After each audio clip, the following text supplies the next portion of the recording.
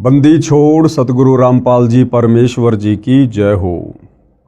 परमपिता परमात्मा सारी सृष्टि के रचनहार, कुल मालिक, असंख्य ब्रह्मांडों के स्वामी, जगत गुरु, तीनों लोकों में प्रवेश करके सबका धारण पोषण करने वाले, राजाधिराज, आत्माधार, नाथों के नाथ, देवों के देव महादेव, सर्वेश्वर महेश्वर, मृत्युंजय, अजरो अमर, आदि अनादि सनातनी प्रभु, जगत पिता जगदीश्वर, श्री श्री 1008 की उपाधि के वास्तविक अधिकारी, अकाल मूरत, शब्द स्वरूपी राम वासुदेव, सर्वगतम ब्रह्म, परम पूज्य, प्रथम पूज्य, परम संत, परम पुरुष, परम धनी, परम दयालु, सत्य कबीर, हक्का कबीर, अल्लाहु कबीर, अल्लाहु अकबर, बाखबर, अल्लाह ताला,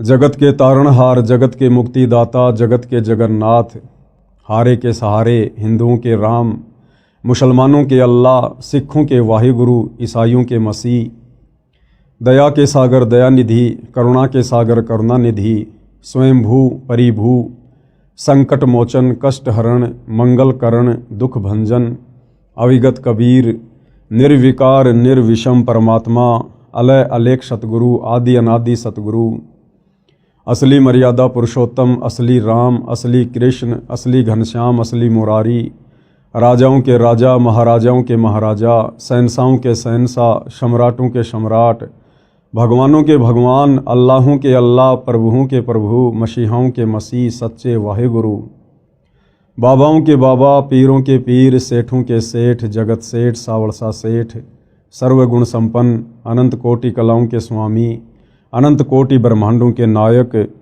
योगियों में महायोगी, ध्यानियों में महाध्यानी, सिद्धों में परम सिद्ध, ज्ञानियों में तत्वज्ञानी, ब्रह्म ज्ञानी, महाज्ञानी, परम ज्ञानी, सर्वश्रेष्ठ ज्ञानी, विज्ञानी, युवा कबीर, समर्थ कबीर, असमवात, अमित ओजा, सच्चे रहनुमा, करीम अल्लाह, सुभान अल्लाह, दुनिया के अंतिम पैगंबर, 8 सितंबर 1951 से गांव धनाना, जिला सोनीपत, हरियाणा, भारतवर्ष की पवित्र भूमि पर प्रकट रियल कल्कि भगवान श्री नारायण साकार हरि, श्री बाबा साहेब, नूर अनंत परमात्मा, सच्चे दरवेश, सच्चे बाखबर, संत श्रोमणी सतगुरु रामपाल जी परमेश्वर जी के चरण कमल में साध संगति से जुड़े हुए देश विदेश से आप और हम सभी सत्सेवक भाई बहनों का अनंत कोटि दंडवत प्रणाम।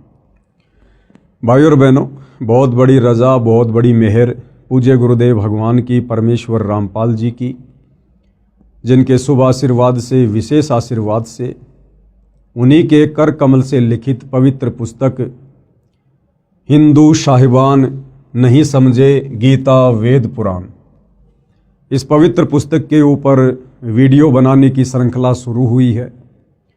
इस श्रृंखला में आज हमारा ये पहला वीडियो है और विशेषकर हिंदू समाज से जुड़े हुए उन सभी भाई बहनों से मैं निवेदन करूंगा, प्रार्थना करूंगा, विनती करूंगा कि आप जी इस पवित्र पुस्तक को बहुत ही ध्यानपूर्वक और धैर्यपूर्वक देखने का कष्ट करें। देखिए, जब तक हम किसी के विचार नहीं सुनेंगे, हम किसी के विषय में जानेंगे नहीं, तो हमें उनके विषय में कभी भी पता नहीं चलेगा। और यदि हम लोगों की कही हुई बातों को सुनकर या भेड़ चाल में वर्तमान में जो दुनिया चल रही है, अगर हम भी उसी चाल का हिस्सा बनकर किसी को जज करेंगे तो हम कभी भी अध्यात्म में निष्कर्ष तक नहीं पहुंच सकते।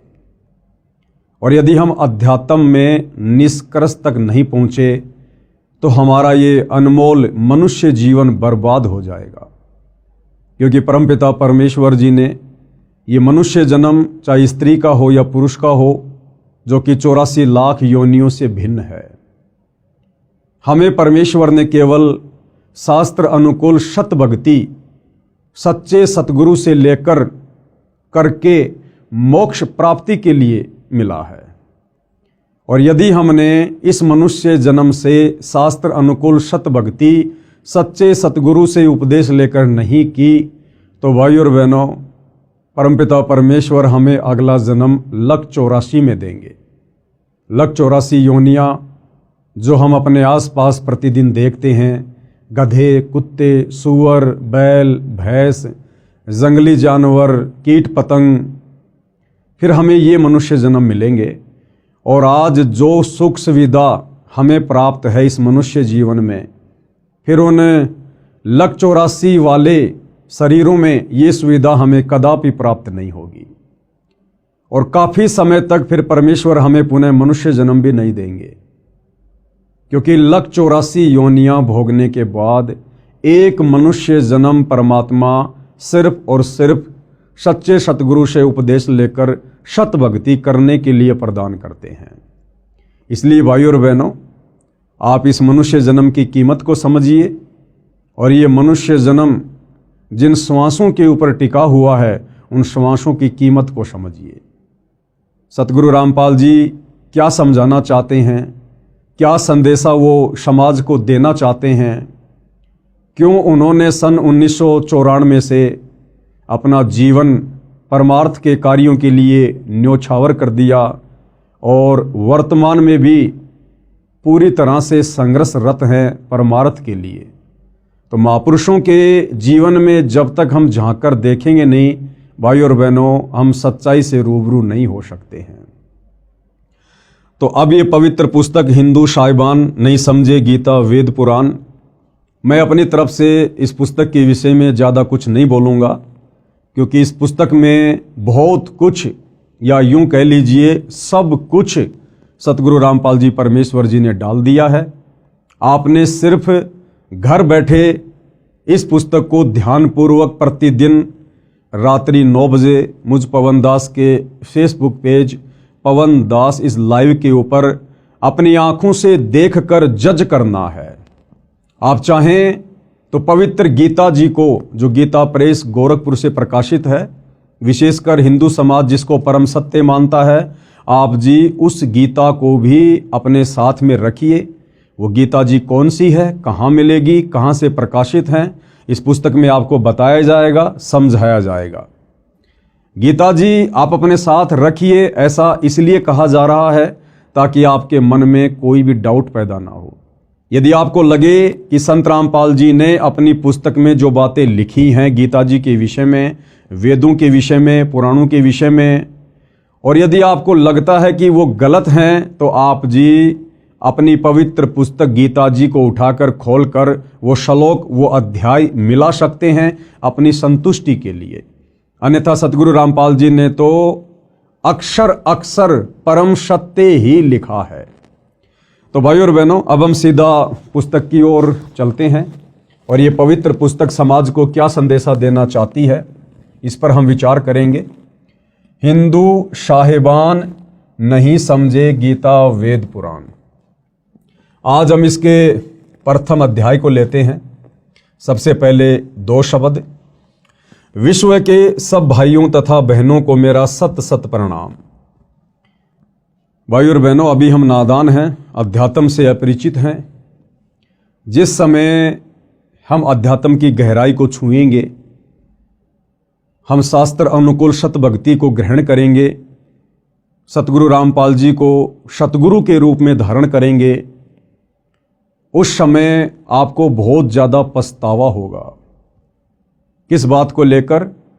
कि हम नादान प्राणियों को समझाने के लिए सतगुरु रामपाल जी हमें कह रहे हैं सत सत प्रणाम, जबकि अनंत बार कोटि कोटि प्रणाम हम लोगों ने सतगुरु रामपाल जी के चरणों में कहना चाहिए। परंतु अभी हम अध्यात्म से अनजान हैं, नादान हैं, भ्रमित हैं। हर धर्म के प्रत्येक धर्म गुरु ने समस्त समाज के अनुयायियों को शास्त्र विरुद्ध साधना पर लगाकर भक्ति और भगवान से कोसों दूर कर दिया है, और भगत समाज सच्चे गुरु की पहचान करना भी भूल चुका है। क्योंकि किसी भी धर्म का व्यक्ति हो, वो केवल उस धर्म की पुस्तकों का नाम तो जानता है, लेकिन पुस्तकों के अंदर ज्ञान क्या छुपा हुआ है, वो पुस्तकें कहना क्या चाहती हैं, समझा क्या रही हैं, वो ना हमारे धर्म गुरुओं को पता है और ना आम नागरिकों को पता है। और जब हमें इस बात का पता चलेगा सतगुरु रामपाल जी से उपदेश लेकर या उनके सत्संग सुनकर, उसके बाद ये जो शब्द यहाँ लिखे हुए हैं इस पुस्तक में सतगुरु रामपाल जी की तरफ से कि सत सत प्रणाम, उसके बाद हम उनके चरण कमल में कहेंगे गुरुदेव भगवान के चरण कमल में अनंत कोटि दंडवत प्रणाम। हिंदू साहिबानों से मेरा निवेदन है कि इस पुस्तक को निष्पक्ष बुद्धि से दिल थाम कर पूरा पढ़ना। हिंदू समाज के लिए ये पुस्तक संजीवनी है तथा वरदान सिद्ध होगी। आपने संजीवनी बूटी का तो नाम सुना होगा। जब लक्ष्मण जी के प्राण संकट में थे तो हनुमान जी को सेवा दी गई द्रोणागिरी पर्वत से संजीवनी बूटी लाने की। हनुमान जी संजीवनी बूटी लेकर आए, उसका रस श्री लक्ष्मण जी के मुख में डाला गया, तब वे कोमा से बाहर आए, वे होश में आए। इसी प्रकार भाइयों और बहनों, युगों युगों से ये समाज भक्ति और भगवान के नाम पर भ्रमित है। हमारे धर्म गुरुओं ने काल प्रेरणा से हमारे से शास्त्र विरुद्ध साधना करवाकर हमें अज्ञान की गहरी नींद में सुला रखा है। अब ये पुस्तक सतगुरु रामपाल जी के कर कमल से लिखित, इसको पढ़ने और समझने के बाद ये पुस्तक हमारे लिए संजीवनी बूटी साबित होगी। हम जो अज्ञानता की गहरी नींद में सोए हुए हैं, ये पुस्तक हमें जगाएगी, हमें समझाएगी कि नादानो जागो, उठो, आज तुम्हें मनुष्य जन्म प्राप्त है, जिस मनुष्य जन्म के लिए 33 करोड़ देवी देवता और ब्रह्मा विष्णु महेश भी तरसते हैं, क्योंकि पूर्ण मोक्ष पूर्ण मुक्ति केवल मनुष्य जन्म में ही संभव है, देव शरीर में संभव नहीं है। इसलिए ये पवित्र पुस्तक हिंदू साहिबान नहीं समझे, गीता वेद पुराण हमारे लिए संजीवनी बूटी का काम करेगी। हिंदू समाज के लिए यह पुस्तक संजीवनी है तथा वरदान सिद्ध होगी। निवेदन, भगतात्मा हिंदुओं से मेरा करबद्ध निवेदन है कि इस पुस्तक के अमृत ज्ञान के सत्य तथा असत्य को जानने के लिए आप गीता प्रेस गोरखपुर से प्रकाशित व मुद्रित तथा श्री जयदयाल गोविंदका जी द्वारा अनुवादित पदछेद अन्वय साधारण भाषा टीका सहित श्रीमद् भगवत गीता साथ रखें। ये पवित्र गीता जी कौन सी पुस्तक है, क्या इसका नाम है? इसी पुस्तक को आप जी किसी भी धार्मिक पुस्तकों की दुकान से खरीद कर अपने घर ला सकते हैं और सतगुरु रामपाल जी के कर कमल से लिखित इस पुस्तक से मिलान कर सकते हैं, ताकि आपको कोई डाउट ना रहे, आपको कोई शंका ना रहे। आगे बढ़ते हैं भाइयों और बहनों, हम इस पुस्तक में अजब आनंद आएगा, क्योंकि इसमें अनुवादक ने शब्दों के अर्थ आमने सामने भिन्न भिन्न किए हैं। अन्य अनुवादकों ने ऊपर संस्कृत में मूल पाठ रखा है, नीचे केवल अनुवाद सीधा किया है, शब्दों के अर्थ भिन्न भिन्न नहीं किए हैं। यदि मुझ पर भरोसा करो तो उस गीता की भी आवश्यकता नहीं है, क्योंकि मैंने उसी पुस्तक की फोटोकॉपी लगाई है। भाइयों और बहनों, सतगुरु रामपाल जी क्या कह रहे हैं कि यदि आप मुझ पर विश्वास करते हैं कि भाई सतगुरु रामपाल जी एक संत हैं, महापुरुष हैं, सतगुरु हैं, और सुना है कि सच्चे संत कभी भी समाज को उल्टी दिशा प्रदान नहीं करते हैं। सच्चे संत तो पथ भ्रष्ट समाज को शास्त्र अनुकूल साधना पर लगाकर उन्हें जीवन दान देते हैं। यदि आपको सतगुरु रामपाल जी पर इतना विश्वास है, इतना भरोसा है, तो फिर आपको वो गीता प्रेस गोरखपुर से प्रकाशित गीता भी लाने की आवश्यकता नहीं पड़ेगी, क्योंकि उसी पुस्तक के रेफरेंस फोटोकॉपी के रूप में आप और हमें समझाने के लिए परम संत सतगुरु रामपाल जी ने इस पुस्तक में प्रयोग किए हैं। पुस्तक हिंदू साहिबान नहीं समझे गीता वेद पुराण का आधार सूक्ष्म वेद यानी तत्व ज्ञान है। समझने के लिए प्रमाण वेदों, गीता, महाभारत तथा पुराणों आदि शास्त्रों से लिए हैं। सूक्ष्म वेद में कहा है कि ब्रह्मा, विष्णु तथा महेशा तीनों देव दयालु हमेशा, तीन लोक का राज है ब्रह्मा विष्णु महेश, तीनों देवता कमल दल बसै ब्रह्मा विष्णु महेश, प्रथम इनकी वंदना फिर सुन सतगुरु उपदेश।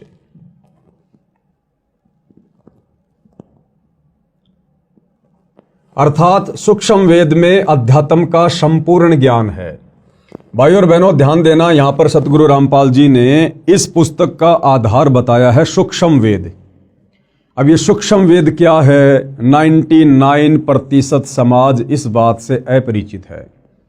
हमने तो केवल 4 वेदों के नाम सुने हैं, यजुर्वेद, ऋग्वेद, अथर्ववेद, सामवेद। अब ये 5वां वेद कौन सा आ गया? ये 5वां वेद इन चारों वेदों का बाप है, इनका पिता है। अध्यात्म से संबंधित कंप्लीट ज्ञान, पूर्ण मुक्ति का मार्ग जो इन चारों वेदों में नहीं है, पवित्र गीता जी में नहीं है, 18 पुराणों में नहीं है, मुसलमानों की तौरात, जबूर, इंजिल, हदीसों में नहीं है, कुरान मजीद, कुरान शरीफ में नहीं है, सिखों के गुरु ग्रंथ साहिब में नहीं है, ईसाइयों की बाइबल में नहीं है, वो कंप्लीट अध्यात्म का ज्ञान, कंप्लीट कोश, कंप्लीट सलेबस 5वें वेद सूक्ष्म वेद में है। सूक्ष्म वेद यानी जब जब ये कबीर परमात्मा सतलोक से चलकर धरती पर सशरीर प्रकट होते हैं, संत रूप में लीला करते हैं, अपनी आत्माओं तक तत्व ज्ञान पहुंचाते हैं, उस ज्ञान को भाई और बहनों कुछ उनके फॉलोअर्स के द्वारा संग्रहित कर लिया जाता है एक पुस्तक के रूप में, ग्रंथ के रूप में। उसको सूक्ष्म वेद कहते हैं, सूक्ष्म ज्ञान कहते हैं। जैसे 650 साल पहले बनारस के काशी में जब कबीर जी आए थे, सन 1398 से 1518 तक यानी 120 वर्ष तक उन्होंने लीला की, अपने ज्ञान का प्रचार किया, 64 लाख आत्माओं को अपनी शरण में लिया। उन्होंने जो भी हमें तत्व ज्ञान बताया, समझाया, उस ज्ञान को आगे चलकर आदरणीय धर्मदास जी नाम के एक भगत के द्वारा कबीर सागर के रूप में लिपिबद्ध कर लिया गया।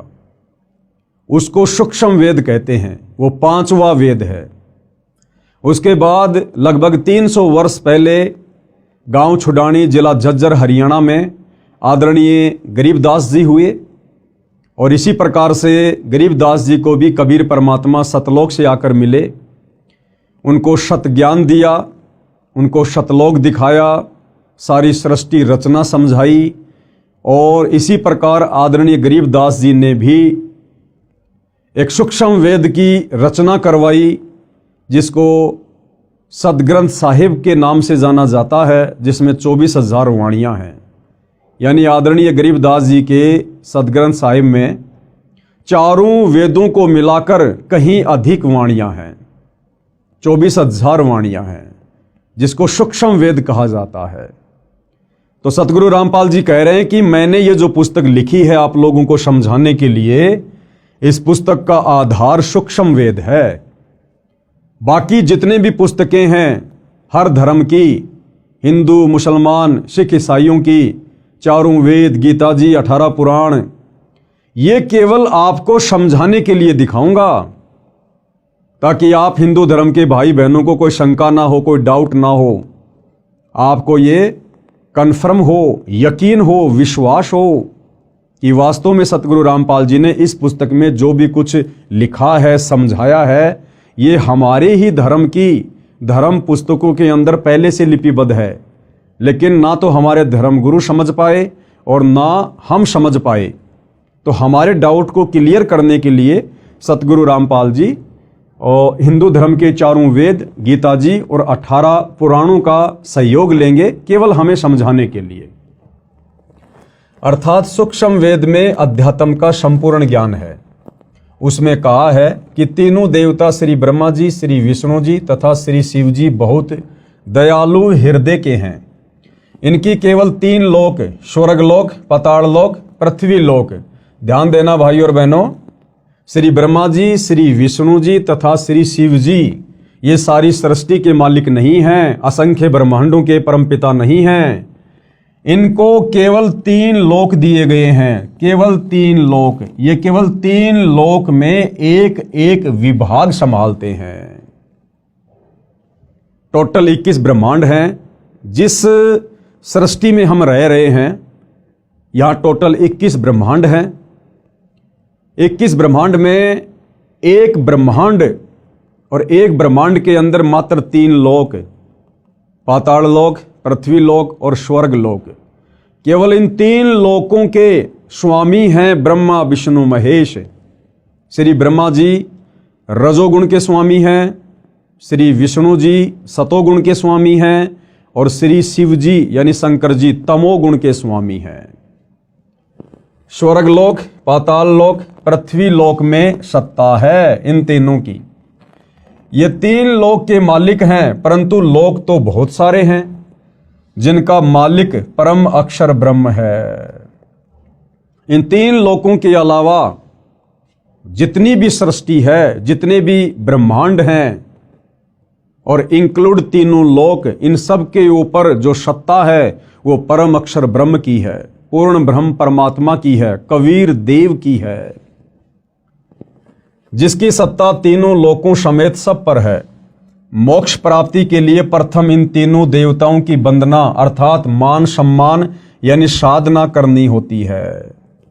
परमपिता परमेश्वर जी ने अपना एक मैनेजमेंट बना रखा है, एक सिस्टम बना रखा है इस सृष्टि को चलाने के लिए, और उस सिस्टम के अंतर्गत ब्रह्मा विष्णु महेश जी तो केवल एक मैनेजर के रूप में कार्य कर रहे हैं। जिस प्रकार से एक फैक्ट्री होती है, फैक्ट्री का एक मालिक होता है, मालिक के बहुत सारे नौकर होते हैं, सुपरवाइजर होते हैं, उन सब पर निगाह रखने के लिए, उन सब से कार्य करवाने के लिए मालिक अपना एक मैनेजर नियुक्त करता है, जो उस कंपनी के मालिक की गैर हाजिरी में सर्व कार्यों की देख रेख करता है और सारी रिपोर्ट अपने मालिक को देता रहता है। इसी प्रकार ये जो पूरी कायनात है, मुसलमान धर्म में जिसको कायनात कहते हैं, हिंदू भाई बहन जिसको सृष्टि कहते हैं, इस पूरी सृष्टि का, इस पूरी कायनात का मालिक एक ही है, कबीर भगवान। गीता जी में जिसको परम अक्षर ब्रह्म की संज्ञा दी गई है, यानी सर्वश्रेष्ठ परमात्मा, उत्तम परमात्मा।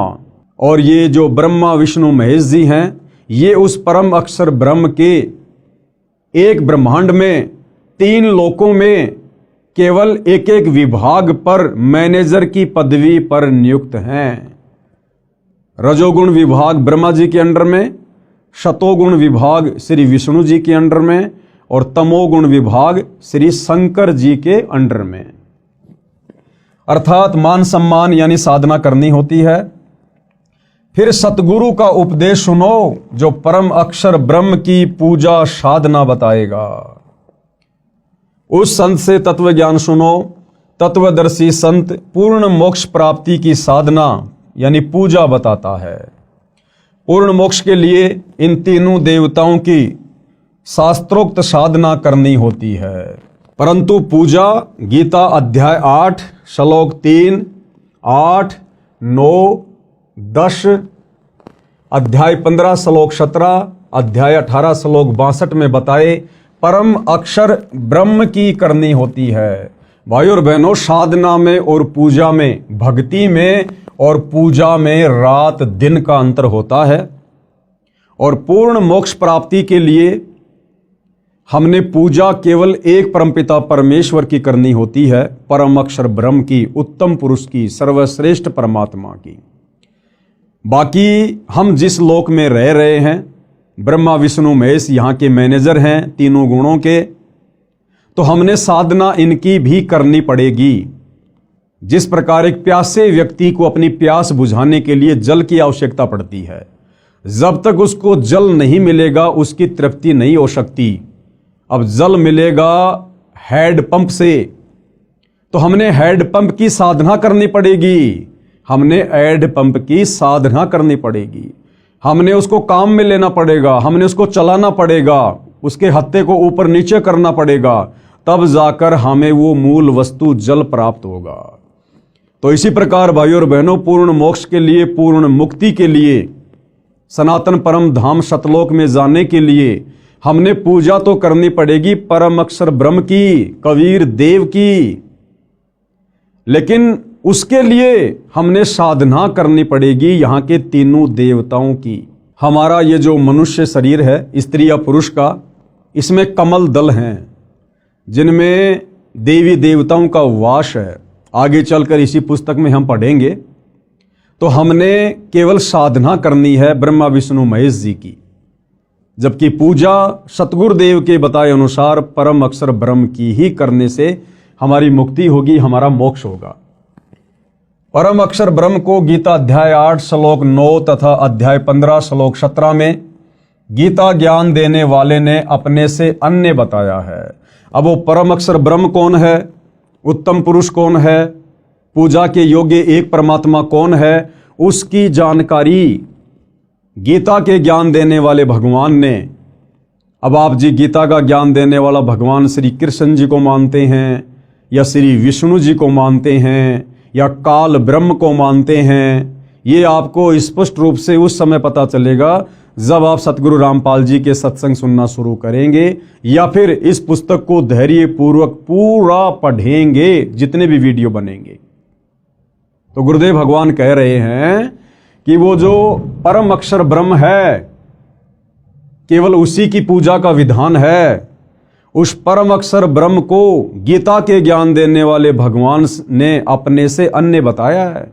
यानी इस पवित्र पुस्तक गीता जी का ज्ञान देने वाला भगवान अर्जुन से कह रहा है कि अर्जुन, मेरी भक्ति से पूर्ण मुक्ति नहीं है, पूर्ण मोक्ष नहीं है। अगर तुझे सनातन परम धाम में जाना है, पूर्ण मोक्ष प्राप्त करना है, तुझे कभी भी लक 84 में गधा कुत्ता सूअर नहीं बनना है, नरक में स्वर्ग में नहीं जाना है। तुझे केवल सनातन परम धाम में जाना है, जहां जाने के बाद प्राणी फिर कभी लौटकर इस संसार में वापस दुख भोगने के लिए नहीं आता है। वो परम अक्षर ब्रह्म, वो तो मेरे से अलग है, मेरे से अन्य है। और गीता जी में गीता ज्ञान देने वाला भगवान कहां कहां किन किन श्लोकों में अपने से अन्य उस परम अक्षर ब्रह्म की जानकारी दे रहा है, आपको इस पुस्तक में स्पष्ट रूप से पढ़ने और देखने को मिलेगा। परम अक्षर ब्रह्म को गीता अध्याय 8 श्लोक 9 तथा अध्याय 15 श्लोक 17 में गीता ज्ञान देने वाले ने अपने से अन्य बताया है तथा कहा है कि उत्तम पुरुष तू अन्य, पुरुषोत्तम तो मेरे से अन्य हैं। यानी गीता जी का ज्ञान देने वाला भगवान ही कंप्लीट नहीं है, वो सर्वे सर्वा नहीं है, सारी सृष्टि का मालिक नहीं है। गीता ज्ञान देने वाला भगवान तो खुद कह रहा है कि भाई वो पूर्ण ब्रह्म परमात्मा परम अक्षर ब्रह्म तो मेरे से भी अन्य है। वही परमात्मा है, सबका धारण पोषण करने वाला अविनाशी परमेश्वर है। गीता का ज्ञान देने वाला कह रहा है कि अर्जुन, मेरा भी धारण पोषण करने वाला और समस्त संसार के प्राणियों का धारण पोषण करने वाला वही परमात्मा परम अक्षर ब्रह्म है। पूजा तथा साधना का अंतर जानने के लिए आप इसी पुस्तक में पेज नंबर 179 पर पढ़ें, यानी आगे हम पढ़ेंगे। मेरा उद्देश्य, सतगुरु रामपाल जी क्या कह रहे हैं कि उनका क्या मकसद है, क्या उनका उद्देश्य है इस पुस्तक को लिखने का और इस पुस्तक के माध्यम से भगत समाज को जगाने का। विश्व के मानव को सत्य ज्ञान सुनाकर सनातनी बनाना है, सनातनी। क्योंकि पिछला इतिहास बताता है कि पहले केवल एक सनातन पंथ यानी धर्म ही था। तत्व ज्ञान के अभाव से हम धर्मों में बंटते चले गए, जो विश्व में अशांति का कारण बना है।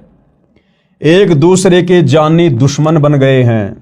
यह बात विश्व का मानव निर्विरोध मानता है कि सबका मालिक यानी परमात्मा एक है। ये बात तो सभी मानते हैं कि भाई पूरे विश्व का मालिक सबका भगवान एक ही है। परंतु वह कौन है? परंतु वह कौन है, कैसा है, यानी साकार है या निराकार है, मानव रूप में है या अन्य रूप में है, यह प्रश्नवाचक चिन्ह अभी तक लगा है। जैसे भाइयों और बहनों, कोई व्यक्ति चाहे किसी की भी पूजा करता है, किसी भी धर्म का है, जैसे हिंदू धर्म की हम बात करें, एक व्यक्ति को सारा जीवन बीत जाता है देवी देवताओं की पूजा करते हुए, ब्रह्मा विष्णु महेश की पूजा करते हुए, और जब उस व्यक्ति के ऊपर कोई विशेष आपत्ति, विशेष संकट आता है और जब उसका कहीं कोई समाधान नहीं निकलता है, तो अंत में वो व्यक्ति थक हार कर अंतरात्मा से पुकार करता है कि हे सच्चे परमात्मा, हे सबके मालिक। उस समय वो व्यक्ति भूल जाता है कि मैं तो ब्रह्मा जी का पुजारी हूं, मैं शंकर जी और विष्णु जी का पुजारी हूं, मैं तो देवी देवताओं का पुजारी हूं। उस समय वो व्यक्ति अंतरात्मा से यही पुकार करता है कि हे सच्चे मालिक, हे सबके परमात्मा, हे भगवान। क्योंकि आत्मा उसको आभास है कि परमात्मा तो एक ही है। आत्मा अगर एक है तो उसको पैदा करने वाला परमात्मा भी एक ही है। इसी प्रकार मुसलमान धर्म से जुड़े भाई बहन चाहे कितनी ही मज़ार पूजें, कितना ही मस्जिदों में जाएं, अंत में जब उन पर विशेष आपत्ति आती है तो वो यही कहते हैं, हे अल्लाह, हे सच्चे मौला, हे सबके बादशाह। उस समय वो भूल जाते हैं कि हम अजमेर जाया करते थे चादर चढ़ाने, हम फला फला मज़ार पर जाया करते थे चादर चढ़ाने। उस समय उन आत्माओं को केवल एक परमात्मा याद आता है, क्योंकि हम सभी उसी परमपिता परमेश्वर की आत्माएं हैं। भले आज हमारे को काल ने, शैतान ने विभिन्न धर्मों में, जातियों में, संप्रदायों में, पंथों में बांट दिया है, लेकिन भाइयों और बहनों, वो आत्मा का बंटवारा नहीं कर सकता। और अब वो समय आ गया है उस एक परमपिता परमेश्वर को पहचानने का, जानने का। तो क्या कह रहे हैं गुरुदेव भगवान कि परमात्मा के विषय में, भगवान के विषय में, कि भगवान साकार है या निराकार है, मानव रूप में है या अन्य रूप में है। कहते हैं अभी तक इस बात पर प्रश्नवाचक चिन्ह लगा हुआ है। इस पुस्तक में वह प्रश्नवाचक चिन्ह पूर्ण रूप से हटा दिया है। सत्य को ग्रहण करना, असत्य से किनारा करना एक नेक मानव का परम कर्तव्य बनता है। यानी सत्य को स्वीकार करना और असत्य को दूर कर देना, ये एक सभ्य इंसान का, सभ्य मानव का, वो चाहे हिंदू हो, मुसलमान हो, सिख हो, ईसाई हो, ये उसका परम कर्तव्य बनता है। और जब बात हो हमारे आत्म कल्याण की, तो भाइयों और बहनों, फिर झूठ की नाव में भला कौन बैठना पसंद करेगा।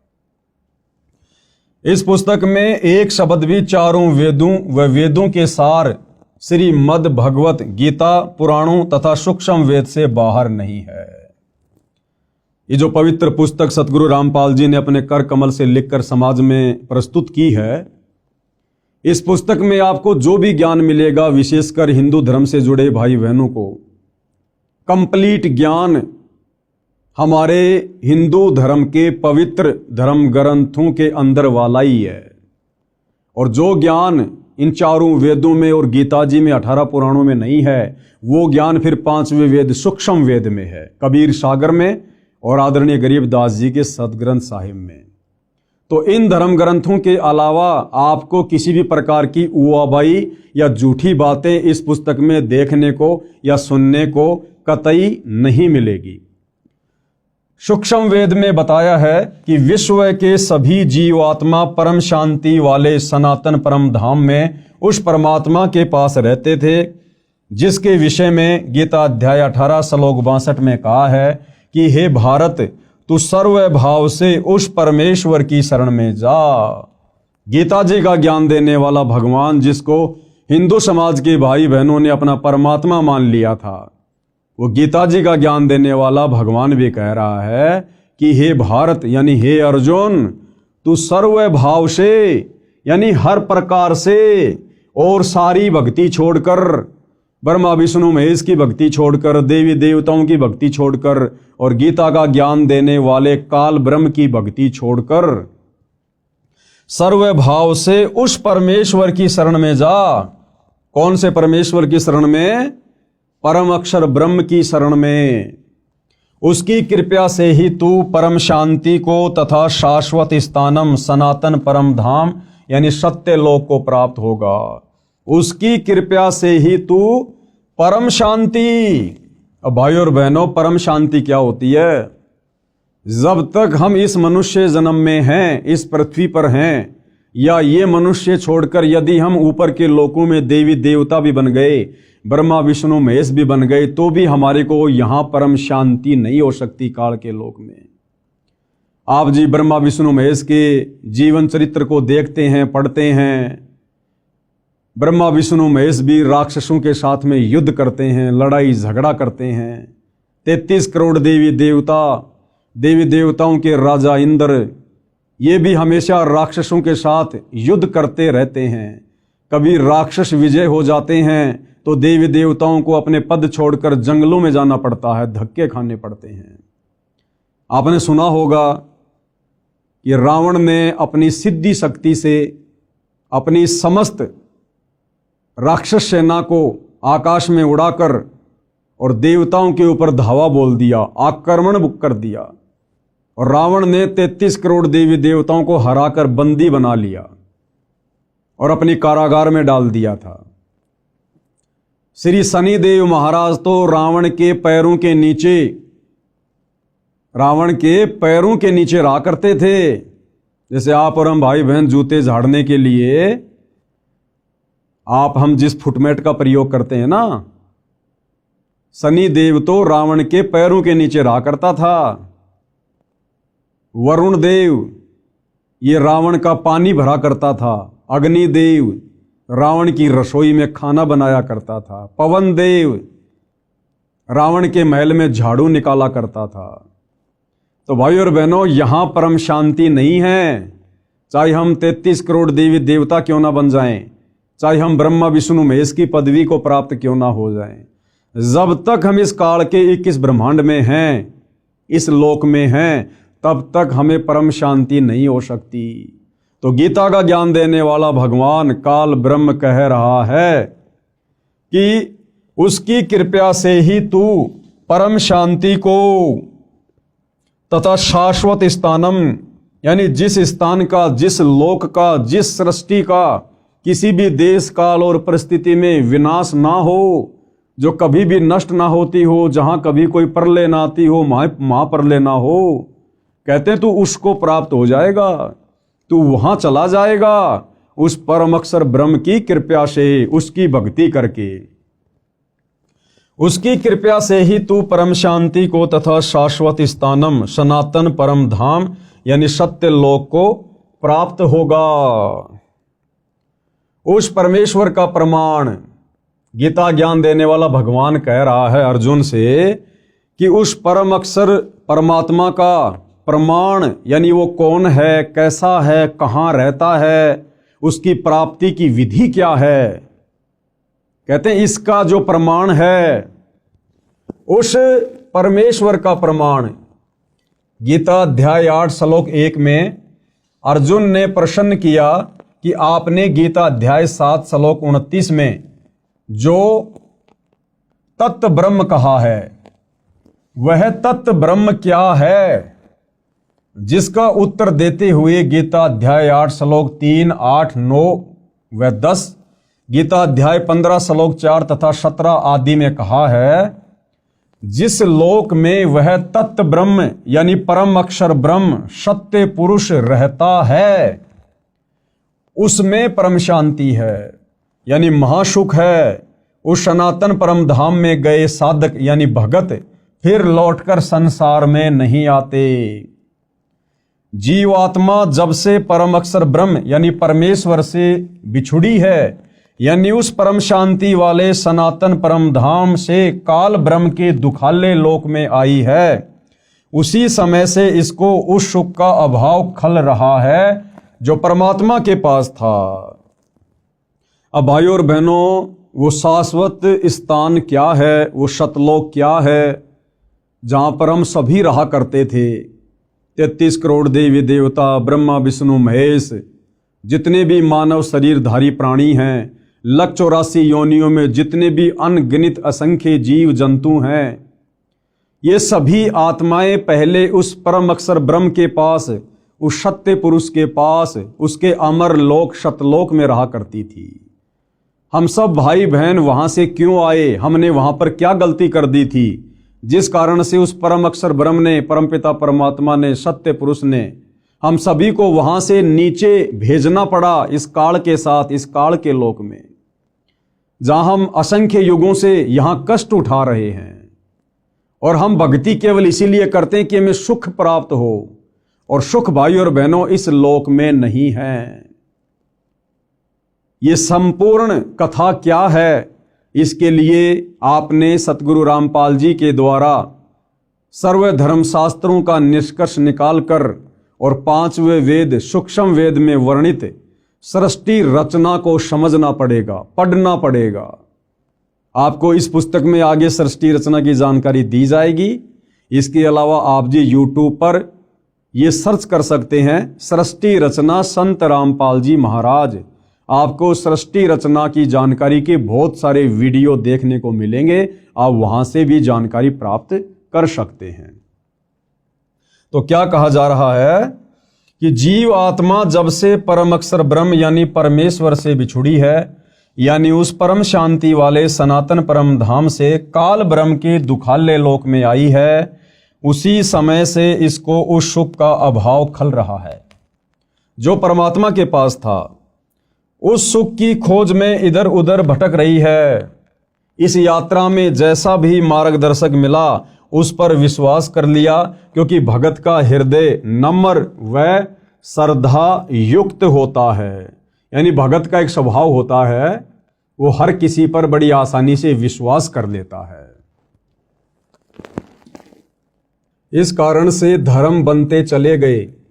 अधूरे ज्ञान से मानव समाज धर्मों में बढ़ता चला गया। अनेकों पंथ यानी धर्म बन गए। सर्वप्रथम एक आदि सनातन पंथ यानी धर्म था। मानव समाज शास्त्रोक्त साधना करता था, यानी शास्त्रों के अनुसार ही साधना करता था।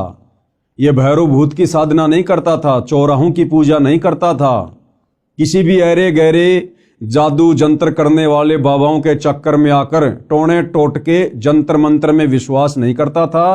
केवल शास्त्रों के अनुसार साधना की जाती थी। आदि सनातन पंथ में शुरुआत में सतयुग में मानव समाज शास्त्रोक्त साधना करता था। वह सतयुग का समय था। वह कौन सा समय था? वो सतयुग का समय था, जिस समय पूरी पृथ्वी के मानव शास्त्रों के अनुसार यानी पांचों वेदों के अनुसार साधना किया करते थे। पांचों वेदों ऋग्वेद, यजुर्वेद, सामवेद, अथर्ववेद तथा सूक्ष्म वेद, केवल यही शास्त्र हुआ करते थे। 4 वेद ब्रह्मा जी को मिले, उनमें संपूर्ण अध्यात्म ज्ञान नहीं था। यानी वर्तमान में हिंदू समाज में जो 4 वेद मुख्यतः प्रचलित हैं, सर्वप्रथम ये चारों वेद उनके पिता काल ब्रह्म के द्वारा समुद्र मंथन के माध्यम से ब्रह्मा जी को मिले। ब्रह्मा जी ने आगे वह ज्ञान अपने पुत्रों को दिया, अपने वंशजों को दिया, ब्राह्मणों को दिया। ब्राह्मणों ने यानी धर्म गुरुओं ने फिर उस चारों वेदों वाले आधे अधूरे ज्ञान को आम समाज में उतार दिया काल प्रेरणा से। क्योंकि भाइयों और बहनों, ये 21 ब्रह्मांड का स्वामी काल जो गीता जी का ज्ञान दे रहा है श्री कृष्ण जी के अंदर प्रवेश करके, ये नहीं चाहता है कि कोई भी प्राणी मेरे इस लोक से मुक्ति प्राप्त करके सच्ची साधना करके सतलोक चला जाए, जन्म और मरण के झंझट से सदा के लिए मुक्त हो जाए। ये कभी नहीं चाहता है। ये ऐसा क्यों करता है? ये हमारी मुक्ति क्यों नहीं चाहता है? इसके लिए आपको सृष्टि रचना बहुत ही धैर्य पूर्वक सुननी पड़ेगी, समझनी पड़ेगी। 4 वेद ब्रह्मा जी को मिले, उनमें संपूर्ण अध्यात्म ज्ञान नहीं था। परम अक्षर ब्रह्म सतयुग में लीला करने के लिए शिशु रूप धारण करके आए। अब भाइयों और बहनों, इन चारों वेदों में कंप्लीट ज्ञान नहीं है, इसलिए कंप्लीट ज्ञान देने के लिए, अध्यात्म का संपूर्ण ज्ञान देने के लिए वो परम अक्षर ब्रह्म कबीर परमेश्वर, वेदों में जिनका नाम है कबीर परमात्मा, कबीर देव, जिसको परम अक्षर ब्रह्म भी कहते हैं, सत्य पुरुष भी कहते हैं, वो परमात्मा स्वयं ही चलकर फिर इस पृथ्वी पर शिशु रूप में प्रकट होता है, आप और हमें वो सत्य ज्ञान बताने के लिए, तत्व ज्ञान बताने के लिए, पूर्ण मुक्ति का रास्ता दिखाने के लिए। और वो परमेश्वर यहाँ पर हम इंसानों की तरह एक लीला करता है। भाइयों और बहनों, यदि हम इंसानों को ज्ञान समझाना है तो परमेश्वर हम इंसानों के बीच में इंसान ही बनकर आते हैं।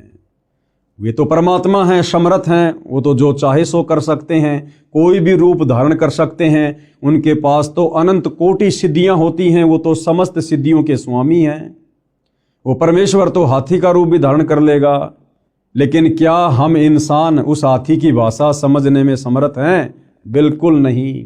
इसलिए उस परमपिता परमेश्वर ने, परम अक्षर ब्रह्म ने, सत्य पुरुष ने, कबीर देव ने, सर्वश्रेष्ठ परमात्मा ने हम मनुष्यों को समझाने के लिए मनुष्यों जैसी लीला करते हुए शिशु रूप में धरती पर प्रकट होना पड़ता है। और वो परमात्मा सतयुग में भी आता है, प्रकट होता है, लीला करता है, अपना ज्ञान बताता है। त्रेता युग में भी आता है, अनेकों बार आता है, बार बार आता है। द्वापर में भी आता है, कलयुग में भी 650 साल पहले कबीर दास नाम से आए हमें ज्ञान समझाने के लिए। उस परमेश्वर जी की वाणी है कि सतयुग में सत सुकृत कह टेरा, त्रेता नाम मुनिंदर मेरा, द्वापर में करुणा में कहाया और कलयुग में नाम कबीर धराया। सतयुग में वो सत्य पुरुष परम अक्षर ब्रह्म कबीर देव सत सुकृत ऋषि के नाम से प्रकट हुए, त्रेता में मुनिंदर ऋषि के नाम से प्रकट हुए, द्वापर में करुणा में ऋषि के नाम से प्रकट हुए और कलयुग में 650 वर्ष पहले कबीर नाम से प्रकट हुए। अधिक जानकारी हम आगे इस पुस्तक में पढ़ेंगे।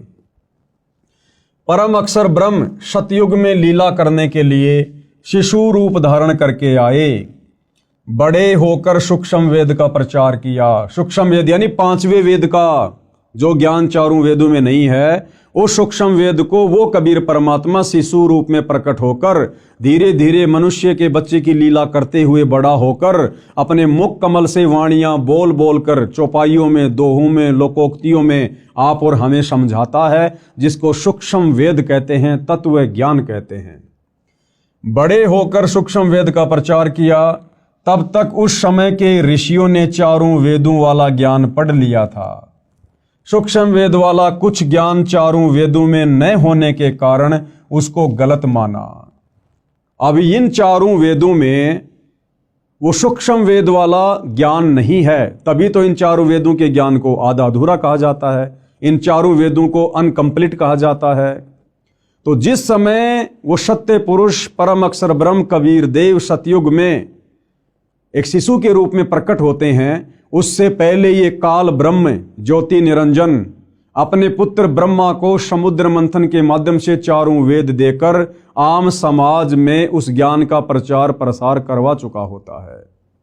हमारे बड़े बड़े ऋषि मुनि, साधु संत महात्मा, ब्रह्मा जी के वंशज मनु जैसे, शाश्वत जैसे, ये उस ज्ञान को पढ़ चुके होते हैं, चारों वेदों वाले को, और आम समाज में उस ज्ञान का प्रचार प्रसार करना शुरू कर देते हैं।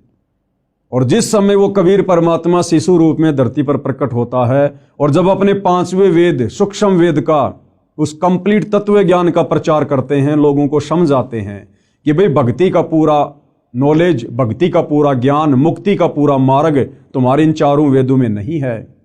तो आम व्यक्ति और वो जितने भी ऋषि मुनि होते हैं जो चारों वेदों को पढ़कर आगे ज्ञान प्रचार करते हैं, वो उस कबीर परमात्मा वाले सूक्ष्म वेद में वर्णित ज्ञान को स्वीकार नहीं करते हैं।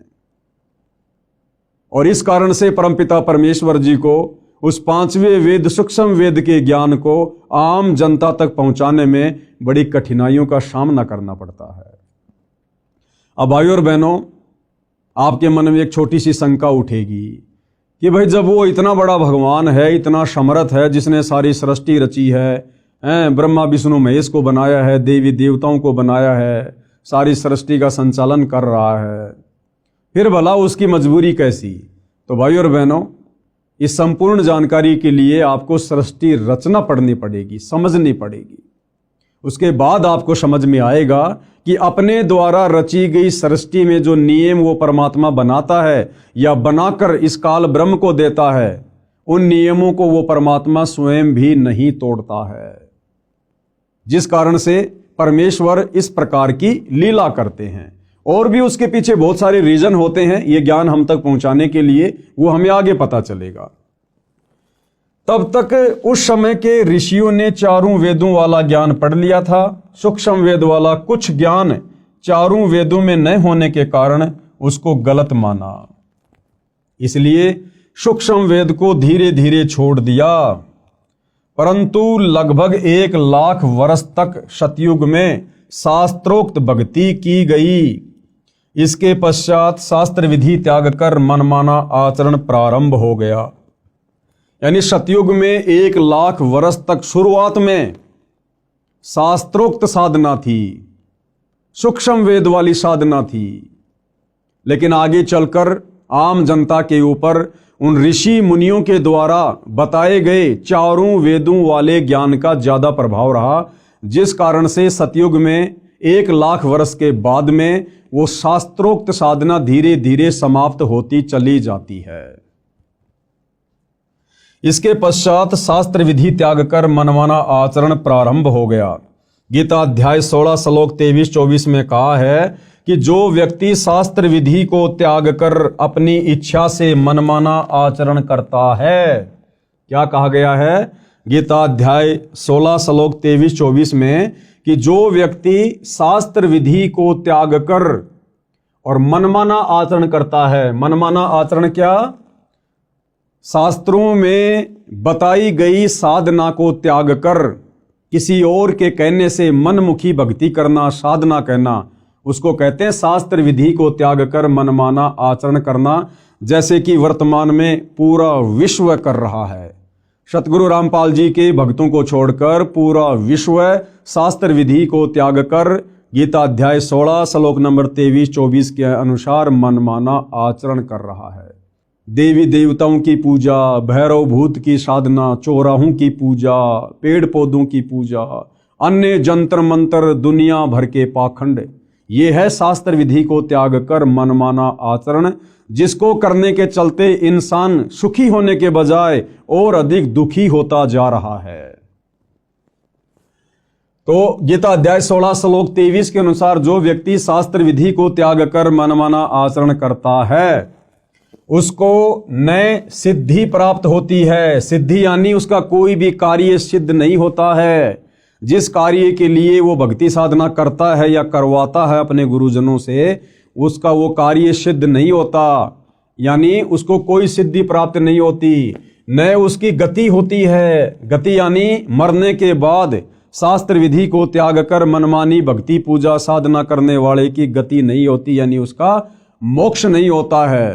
वो नरक में जाता है, 84 लाख योनियों में जाता है, भूत और प्रेत की योनियों को प्राप्त करता है, और न उसे सुख मिलता है, न उसे जीते जी कोई सुख मिलता है, और मरने के बाद उसकी गति नहीं हुई तो वो वैसे ही महादुखी रहेगा।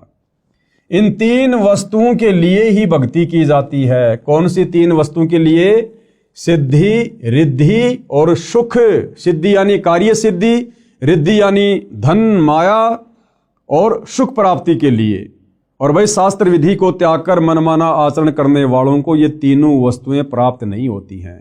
और यदि फिर भी किसी को लगता है कि भैया हम तो यही छोटी मोटी भक्ति कर रहे हैं, जिस भक्ति का ना कोई सिर है, ना कोई पैर है, ना जिसका कोई आधार है, यानी गीता अध्याय 16 श्लोक नंबर 23-24 के अनुसार मनमाना आचरण है कि भाई हम तो यही साधना कर रहे हैं परंपरागत जो हमारे पूर्वज कर रहे थे, फिर भी देखो हमारे को सर्व सुख प्राप्त हैं, तो उस भाई को ये समझना चाहिए कि वो सर्व सुख रिद्धि सिद्धि तुम्हें वर्तमान में की गई भक्ति साधना से प्राप्त नहीं हो रहे।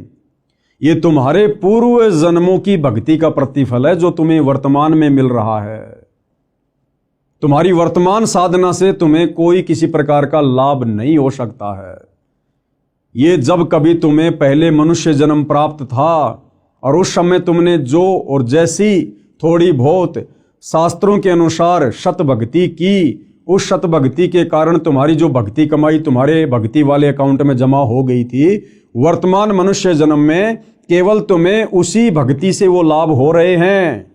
जिस प्रकार भाइयों और बहनों, आपने लाइट में इन्वर्टर लगाकर बैटरी को फुल चार्ज कर लिया और लाइट अचानक से चली गई, लाइट अचानक से चली गई, आपका इन्वर्टर अभी भी उस पलक में लगा हुआ है, उस पॉइंट में लगा हुआ है जिसमें लाइट नहीं आ रही है, और आपके पंखे भी चल रहे हैं, आपकी बैटरी भी चल रही है, क्योंकि आपका इन्वर्टर काम कर रहा है, भले लाइट चली गई। अब कोई व्यक्ति ये कहे भैया ये तुम्हारी जो लाइट है, तुम्हारी जो पंखे हैं ना, ये लाइट से नहीं चल रहे, बिजली से नहीं चल रहे, क्योंकि बिजली तो आ ही नहीं रही। और वो व्यक्ति कहेगी नहीं, ये लाइट से ही चल रहे हैं, देखो मैंने मेरा इन्वर्टर लाइट में लगा रखा है। भाइयों और बहनों, वर्तमान में लाइट नहीं आ रही है, लेकिन लाइट में चार्जर लगाकर उसने जो बैटरी चार्ज कर रखी थी, उस बैटरी से फिलहाल उसको वो सुविधा मिल रही है, पंखे चल रहे हैं, ट्यूब जल रही है। और जब वो बैटरी डिस्चार्ज हो जाएगी, उस समय उसकी सारी सुविधाएं स्वतः बंद हो जाएगी। ठीक इसी प्रकार भाइयों और बहनों, वर्तमान में सतगुरु रामपाल जी के भक्तों के अलावा पृथ्वी पर कोई भी प्राणी, वो चाहे पृथ्वी लोक में हो चाहे देवलोक में हो, वो शास्त्र अनुकूल शत भक्ति नहीं कर रहे हैं। और फिर भी यदि उन्हें सर्व सुख प्राप्त हैं, तो किसी पूर्व जन्म में उन्होंने जो शास्त्र अनुकूल शत भक्ति की थी, अपनी जो बैटरी चार्ज की थी, आज अपनी खुद की वो बैटरी चार्ज की गई भक्ति कमाई खा रहे हैं, खर्च कर रहे हैं। चाहे कोई सरपंच बना हुआ है, चाहे कोई एमएलए है, एमपी है, मंत्री है, मुख्यमंत्री है, प्रधानमंत्री है या राष्ट्रपति है, जो व्यक्ति वर्तमान में सतगुरु रामपाल जी को सतगुरु धारण करके सत भक्ति नहीं कर रहा है, वो व्यक्ति अपने पूर्व जन्मों की भक्ति मलाई खा रहा है, खर्च कर रहा है। और एक दिन वो बैटरी डिस्चार्ज होगी और फिर उस व्यक्ति के ऊपर वो समस्त आपत्तियां, आपदाएं आनी शुरू हो जाएंगी, जो एक भक्तिहीन प्राणी के ऊपर ऑलरेडी आ रही है। इसलिए भाइयों और बहनों, सत भक्ति रूपी चार्जर वर्तमान में पूरी पृथ्वी पर केवल सतगुरु रामपाल जी के पास में है।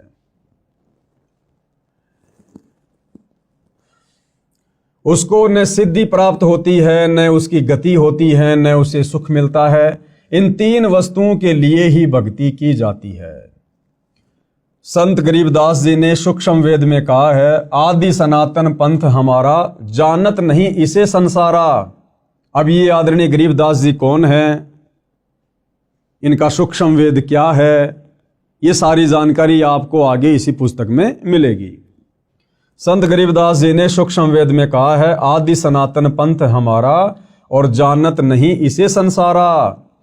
सट दर्शन सब खटपट होई, हमरा पंथ न पावे कोई।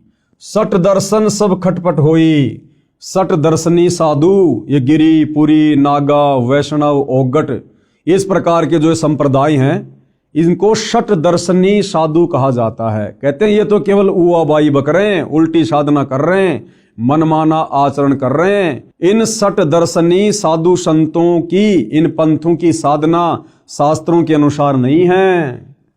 हमरा पंथ न पावे कोई, आदरणीय गरीबदास जी कह रहे हैं कि हमारे पंथ में जो शास्त्र अनुकूल साधना है, उसको कोई प्राप्त नहीं कर पा रहा है।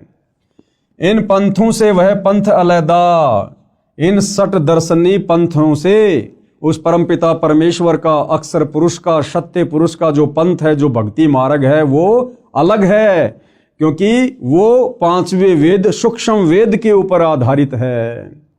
और पंथों बीच सब ज्ञान है बैदा, और बाकी जितने भी पंथ हैं, धर्म है, उनमें जो ज्ञान है वो बैदा यानी बेकार है, व्यर्थ है, उससे मुक्ति नहीं हो सकती, लक 84 से पीछा नहीं छूट सकता। अर्थात हमारा आदि सनातन पंथ है, जिसको संसार के व्यक्ति नहीं जानते। वह आदि सनातन पंथ सब पंथों से भिन्न है। गीता अध्याय 17 श्लोक 23 में कहा है कि पूरा यानी सृष्टि की आदि में यानी शुरुआत में जिस ब्राह्मण यानी सच्चिदानंद घन ब्रह्म की साधना तीन नामों ओम तत् सत वाली की जाती थी, जो तीन विधि से सुमरण किया जाता है, सब ब्राह्मण यानी भगत यानी साधक उसी वेद जिसमें ये तीन नाम का मंत्र लिखा है उसके आधार से यज्ञ साधना करते थे। विशेष ये तीन नाम मंत्र चार वेदों में नहीं है, केवल सूक्ष्म वेद में है, पांचवें वेद में है। गीता जी अध्याय 17 श्लोक 23 में ओम तत् सत इति निर्देश ब्रह्मण त्रिविध समर्थे, ये जो तीन मंत्र हैं ओम तत् सत, ओम तो सीधा सीधा है, तत् और सत ये सांकेतिक है। ये केवल तत्वदर्शी संत ही बता सकता है, पृथ्वी पर अन्य को नहीं पता कि तत् और सत के रूप में वो वास्तविक भक्ति मंत्र क्या हैं। तो गुरुदेव भगवान कह रहे हैं कि इन चारों वेदों में और गीता जी में ओम तत् सत ये तीनों मंत्र पूर्णतया खुलासे के साथ में नहीं है। उसको देने के लिए स्वयं पूर्ण ब्रह्म परमात्मा अक्षर पुरुष ब्रह्म सत्य पुरुष तत्वदर्शी संत के रूप में धरती पर प्रकट होकर ये ज्ञान देता है, जिसके विषय में आगे हम गीता जी में पढ़ेंगे। जिसमें ये तीन नाम का मंत्र लिखा है उसके आधार से यज्ञ साधना करते थे। विशेष ये तीन नाम मंत्र चार वेदों में नहीं है, ये तीन नाम मंत्र चारों वेदों में नहीं है, गीता जी में नहीं है, मुसलमानों की तोरा जबूर इंजिल और हदीसों में नहीं है, कुरान शरीफ में, कुरान मजीद में नहीं है, गुरु ग्रंथ साहिब में नहीं है, बाइबल में नहीं है। और इन तीन नामों को प्राप्त किए बिना भाइयों और बहनों हमारी पूर्ण मुक्ति नहीं हो सकती। हम सदा सदा के लिए काललोक से बाहर नहीं निकल सकते, उस सनातन परम धाम को प्राप्त नहीं कर सकते। अब आगे भाइयों और बहनों हमने बहुत ही सावधानी से इन विषयों को समझने की आवश्यकता है, क्योंकि अभी हम इस पुस्तक की भूमिका को पढ़ रहे हैं और भूमिका को समझे बिना हमें आगे पुस्तक समझ में नहीं आएगी। अब विशेषकर हिंदू समाज में एक शब्द बड़ा प्रचलित है, हर कोई कहेगा हम तो सनातनी हैं, हम सनातनी हैं, हमारा सनातन धर्म है, सनातन धर्म है। जबकि सतगुरु रामपाल जी और उनके भक्तों के अलावा, सतगुरु रामपाल जी के यथार्थ 13वें कबीर पंथ के पंथियों के अलावा इस धरती पर कोई भी व्यक्ति, चाहे वो चारों शंकराचार्य हों या संत महंत मंडलेश्वर हों, उन लोगों को सनातन के सै का भी ज्ञान नहीं है, सै का भी। ये सनातन क्या है, सनातनी धर्म क्या है, सनातनी पूजा क्या है, अब आपको विस्तार से सुनने और समझने को मिलेगा। गीता अध्याय 4 श्लोक 1 और 2 में स्पष्ट किया है कि हे अर्जुन, यह योग यानी गीता वाला अर्थात चारों वेदों वाला ज्ञान, योग यानी ज्ञान भक्ति, मैंने सूर्य से कहा था। बहुत सारे भाई बहन अपनी नासमझी के चलते, अपने आधे अधूरे आध्यात्मिक ज्ञान के चलते गीता जी के अध्याय 4 श्लोक 1 और 2 में जो स्पष्ट किया गया है कि हे अर्जुन, ये योग यानी ज्ञान, गीता वाला ज्ञान अर्थात चारों वेदों वाला ज्ञान, क्योंकि ये जो गीता जी है ये चारों वेदों का सार है, चारों वेदों का निष्कर्ष है। चार वेद मिलाकर बहुत मोटे हो जाते हैं, इसलिए ये वेदों वाला ज्ञान ये गीता जी के रूप में कन्वर्ट कर दिया गया। तो चार वेद कहो या गीता जी कहो, बात एक ही है, चारों वेदों का सार है गीता जी। तो गीता ज्ञान देने वाला भगवान अर्जुन से कह रहा है कि भाई ये जो गीता वाला ज्ञान है ना, ये जो भक्ति की जानकारी है ना, ये सबसे पहले मैंने सूर्य देव को बताई थी, सूर्य देव को समझाई थी, ये ज्ञान सबसे पहले मैंने उसको दिया था। अब बहुत सारे भाई बहन कह देंगे कि भाई ये सूर्य जो आग का गोला है ये भला कैसे ज्ञान समझेगा। भाई यहां पर उस आग के गोले सूर्य को ज्ञान समझाने की बात नहीं कही जा रही। 33 करोड़ देवी देवताओं में एक देव है जिसका नाम है सूर्य देव। ये जो आग का गोला सूर्य है जो हमें रोशनी देता है, ये एक अलग वस्तु है। और इस आग के गोले सूर्य देव के ऊपर जिस देवता का कंट्रोल है, यानी जिस देवता के अंतर्गत ये विभाग आता है, वो सूर्य देव अलग है, वो एक देवता अलग है। जिस प्रकार जल का देवता है वरुण देव, तो जल अलग है, वरुण देव अलग है। वायु का देवता है पवन देव, तो पवन देव अलग है और वो वायु, वो डिपार्टमेंट अलग है। जिस प्रकार भाइयों और बहनों परिवहन मंत्री होता है, परिवहन मंत्री, अब परिवहन मंत्री कोई ट्रेन, बस या अन्य कोई साधन थोड़ी होता है। परिवहन मंत्री कोई अलग होता है, उसका नाम अलग होता है और परिवहन विभाग के ऊपर उस परिवहन मंत्री का कंट्रोल होता है। इसी प्रकार ये जो आग का गोला सूर्य है ये अलग है और इस आग के गोले सूर्य के ऊपर जिस देवता का कंट्रोल है वो सूर्य देव अलग है। वो आप और हमारी तरह मनुष्य शरीर में है, वो देव शरीर में है। तो ये ज्ञान सबसे पहले गीता ज्ञान देने वाले भगवान ने, ब्रह्म ने इस सूर्य देव को बताया था। सूर्य ने अपने पुत्र मनु से कहा, मनु ने अपने पुत्र इक्ष्वाकु को कहा। इसके बाद ये ज्ञान कुछ राज ऋषियों ने समझा, उसके पश्चात ये ज्ञान नष्ट हो गया, यानी लुप्त हो गया। फिर यानी ये चारों वेदों वाला ज्ञान भी धीरे धीरे आगे चलकर नष्ट होता चला गया। जैन संस्कृति कोश नामक पुस्तक में पेज नंबर 175 177 पर कहा है कि तीर्थकर ऋषभ देव की जीवन घटनाएं, तीर्थकर ऋषभ देव की जीवन घटनाएं। तीर्थकर ऋषभ देव अंतिम कुलकर नाभिराज के पुत्र थे। उनकी माता मरु देवी थी। वे इक्ष्वाकु वंशी नाभिराज अयोध्या के एक लोकप्रिय राजा थे। तरुण यानी युवा होने पर नाभिराज ने ऋषभ देव का विवाह सुनंदा और सुमंगला से कर दिया। सुनंदा ने तेजस्वी पुत्र बाहुबली और पुत्री सुंदरी को जन्म दिया और सुमंगला ने भरत सहित 99 पुत्रों और ब्राह्मी पुत्री को जन्म दिया। समय आने पर ऋषभ देव ने भरत को अयोध्या का, बाहुबली को तक्षशिला का और शेष युवराजों को उनकी योग्यता अनुसार राज्य सौंपकर संसार त्याग दिया और दीक्षा लेकर साधना में लीन हो गए। साधना काल में पाणिपात्री ऋषभ देव 1 वर्ष तक निराहार रहे, यानी भूखे रहे। बाद में बाहुबली के पुत्र श्रेयांश कुमार ने इक्षु रस यानी गन्ने का रस देकर उनकी इस निराहार व्रति को तोड़ा। लगातार 1000 वर्ष तक तपस्या करने वाले मुनि ऋषभ देव ने अंत में केवल ज्ञान प्राप्त किया और धर्म देशना यानी नाम उपदेश देना प्रारंभ कर दिया। प्रथम धर्म देशना भरत के पुत्र मरीचि को दी, जो बाद में जैन धर्म के 24वें तीर्थकर महावीर वर्धमान बने। पवित्र गीता में क्या कहा है, कृपया पढ़ें व विचार करें।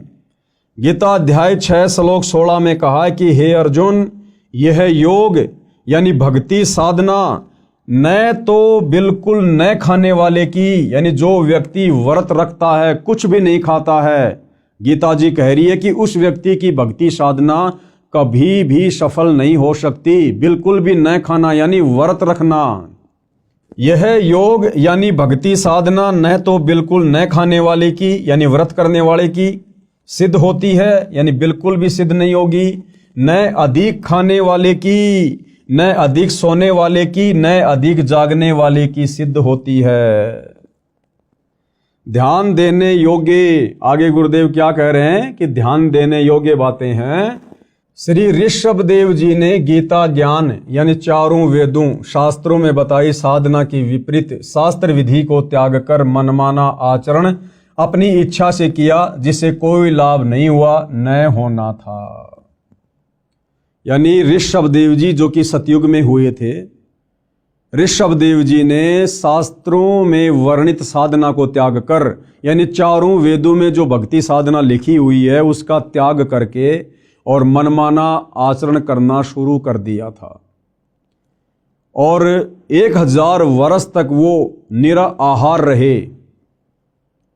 और उसके बाद जब उन्होंने सबसे पहले नाम उपदेश देना शुरू किया तो सबसे पहला उपदेश ऋषभ देव जी ने अपने पोते मारीच को दिया, मारीची को दिया। और वही मारीची वाली आत्मा आगे चलकर जैन धर्म में 24वें तीर्थ कर महावीर स्वामी कहलाए। तो विचार करो भाई और बहनों, जब सतयुग में ऋषभ देव जी शास्त्र विधि को त्याग कर मनमाना आचरण करना शुरू कर चुके थे, तो उनसे उपदेश प्राप्त मारीची वाली आत्मा जो आगे चलकर जैन धर्म में 24वें तीर्थकर बने महावीर स्वामी, भला उनके पास में वेदों वाली साधना कहां से होगी। और जैन धर्म की पुस्तक है आओ जैन धर्म को जाने, उस पुस्तक में तो साफ साफ लिखा हुआ है कि महावीर स्वामी ने अपने जीवन काल में 363 पाखंड मत चलाए। 363 पाखंड मत यानी शास्त्र विधि को त्याग के मनमाना आचरण। श्री ऋषभ देव जी ने गीता ज्ञान यानी चारों वेदों में बताई साधना के विपरीत शास्त्र विधि को त्याग कर मनमाना आचरण अपनी इच्छा से किया, जिससे कोई लाभ नहीं हुआ, ना होना था। अन्य प्रमाण गीता अध्याय 17 श्लोक 5 और 6 में इस प्रकार कहा है, जो मनुष्य शास्त्र विधि रहित यानी शास्त्र विधि को त्याग कर केवल मन कल्पित घोर तप को तपते हैं, यानी जो साधना गीता में लिखी है, जो साधना चारों वेदों में लिखी है, उसके अनुसार भक्ति साधना ना करके जो मनमुखी रूप से कोई तप करता है, कोई पैदल यात्रा करता है, कोई कावड़ लेके आता है, कोई कैसा कैसा घोर तप करता है, तो कहते हैं कि शास्त्र विधि को त्याग कर केवल मन कल्पित यानी जैसा मन में आया वैसी भक्ति शुरू कर दी, या जैसा किसी ने बता दिया कि भैया फला फला जगह एक पीपल का पेड़ है, उसके चारों तरफ लाल धागा बांधने से ये सुख हो जाएगा, बेटा हो जाएगा। ये होते मन कल्पित कर्म, केवल मन कल्पित घोर तप को तपते हैं। वे शरीर में प्राणियों व कमल चक्रों में विराजमान शक्तियों को तथा हृदय में स्थित मुझको भी दुखी करने वाले हैं, वो कृष करते हैं। उन अज्ञानियों को तू आसुर स्वभाव के जान। भाई गीता ज्ञान देने वाला भगवान हिंदू भाई बहनों को विशेष तौर पर समझना चाहिए। ये गीता जी का ज्ञान पढ़ाया जा रहा आपको, कौन सा अध्याय है, कौन सा श्लोक है, आगे चलकर आपको गीता प्रेस गोरखपुर से प्रकाशित उस गीता के पेज भी दिखाए जाएंगे आपकी संतुष्टि के लिए। तो गीता का ज्ञान देने वाला भगवान खुद कह रहा है कि जो व्यक्ति चारों वेदों में और गीता जी में जो साधना करनी चाहिए जो लिखी हुई है, उस साधना को ना करके और मन कल्पित घोर तप करते हैं, यानी कावड़ लाना, पैदल यात्रा करना, बद्रीनाथ जाना, केदारनाथ जाना, अन्य घोर साधना करना, कहते हैं उस व्यक्ति को तू राक्षस स्वभाव का जान, आसुर प्रवृत्ति का। और गीता ज्ञान देने वाला कह रहा है कि ऐसे प्राणी इस मनुष्य शरीर में विराजमान कमल दल में देवी देवताओं को भी दुखी करते हैं। और गीता ज्ञान दाता कहता कि ऐसे आसुर स्वभाव वाले प्राणी मुझको भी दुखी करते हैं, और ऐसे व्यक्तियों को तो शरीर छोड़ने के बाद में मैं घोर नरक में डालता हूं, नरक में। गीता अध्याय 17 श्लोक 5 और 6 में इस प्रकार कहा है, जो मनुष्य शास्त्र विधि रहित यानी शास्त्र विधि को त्याग कर केवल मन कल्पित घोर तप को तपते हैं, वे शरीर में प्राणियों व कमल चक्रों में विराजमान शक्तियों को तथा हृदय में स्थित मुझको भी दुखी करने वाले हैं, वो कृष करने वाले हैं। उन अज्ञानियों को तू आसुर स्वभाव के जान, यानी राक्षस प्रवृत्ति वाला जान उनको। उपरोक्त गीता शास्त्र के उल्लेख से स्पष्ट हो जाता है कि इक्ष्वाकु वंशी नाभिराज तक यानी सत्य युग में लगभग 1 लाख वर्ष तक वेदों यानी गीता वाले ज्ञान अनुसार पूजा की जाती थी। यानी सतयुग में जिस समय अयोध्या के राजा नाभिराज थे, उस समय शास्त्रों के अनुसार साधना की जाती थी।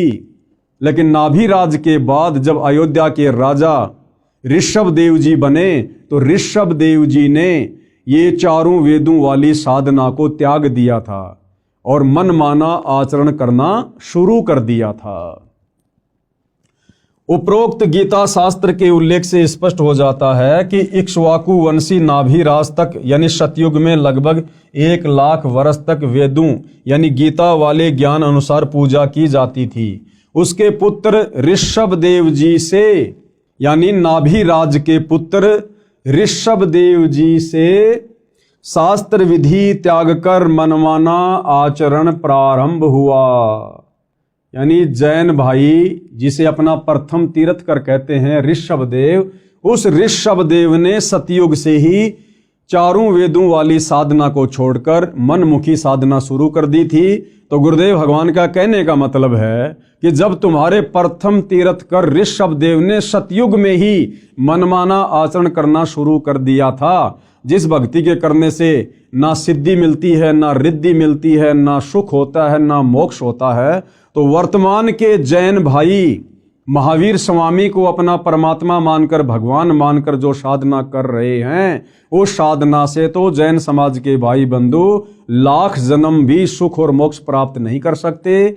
और श्री महावीर स्वामी जी तो वैसे ही 363 और नए नए पाखंड मत चलाकर चले गए, जैसे नंगा रहना, मुंह के ऊपर पट्टी बांधना, नंगे पैर रहना, ये इस प्रकार के 363 पाखंड मत चलाकर चले गए थे।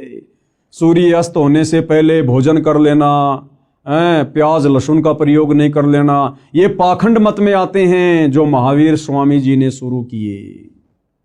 और सनातनी पूजा का अंत हुआ, यानी सतयुग में जब से ऋषभदेव जी ने शास्त्र विधि को त्याग कर मनमानी साधना शुरू की, उसी समय से सनातनी पूजा का अंत हुआ, उसी समय से सनातनी पूजा समाप्त हो गई थी।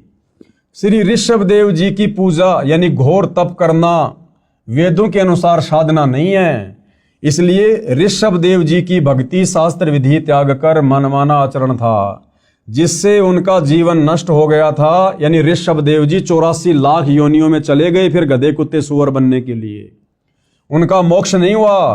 प्रमाण श्रीमद् भागवत सुधा सागर सुख सागर उस पुराण में इस प्रकार है। क्या लिखा हुआ है? एक समय ऋषभदेव जी मुख में पत्थर का टुकड़ा लेकर नग्न अवस्था में वन में घूम रहे थे। जंगल में आग लग गई, उस दावानल में ऋषभदेव जी जलकर मर गए। यह पौराणिक कथा है। क्या ये गति यानी मुक्ति हो गई? उसी समय से ये शास्त्र विधि त्याग कर मनमाना आचरण सब ऋषि जन करने लगे।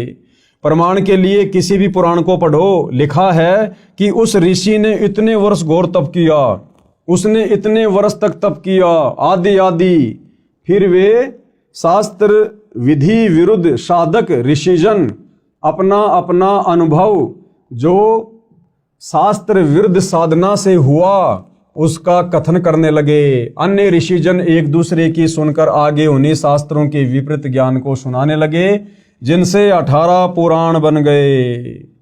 यानी सतयुग में अयोध्या के राजा ऋषभदेव जी ने चारों वेदों वाली साधना को त्याग कर जो मनमाना आचरण किया, पाखंड किया, आडंबर किया, उसको आधार बनाकर फिर आगे ऋषि मुनि साधु संत महात्माओं ने वैसी भक्ति करनी शुरू कर दी ऋषभदेव जैसी वाली।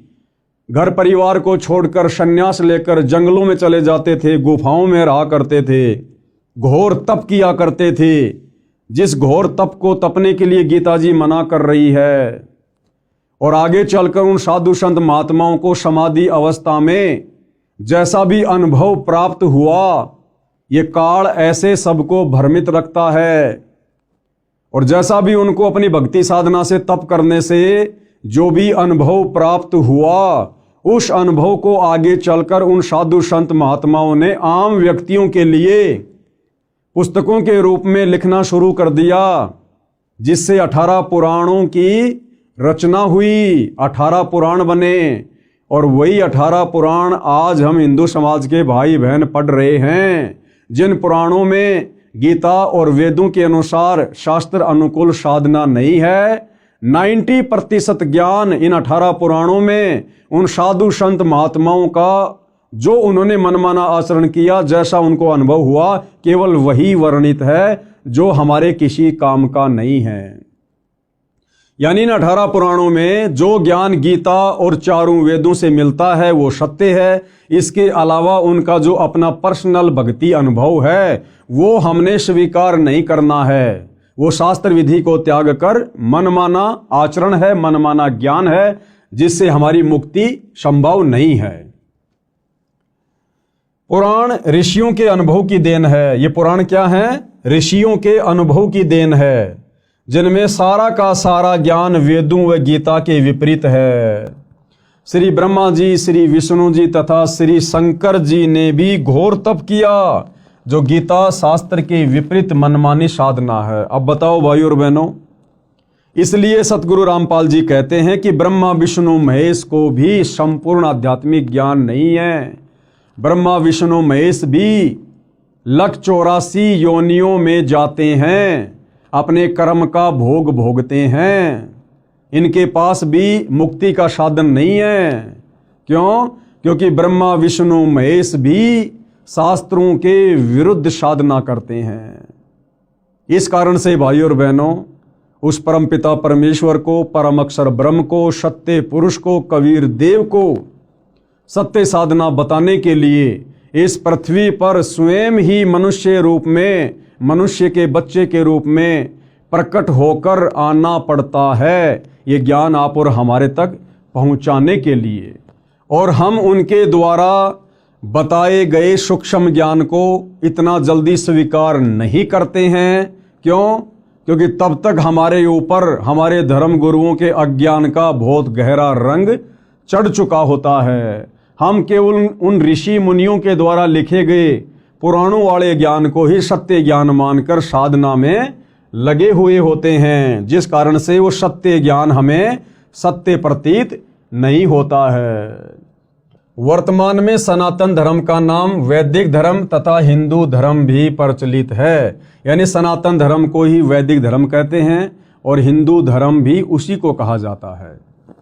आदि शंकराचार्य जी ने देवी देवताओं की पूजा का विधान बताया और पुराणों के ज्ञान को सनातन धर्म यानी हिंदू धर्म में दृढ़ता के साथ प्रवेश कर दिया। ये जो हिंदू धर्म है, इसकी शुरुआत आदि शंकराचार्य जी से हुई।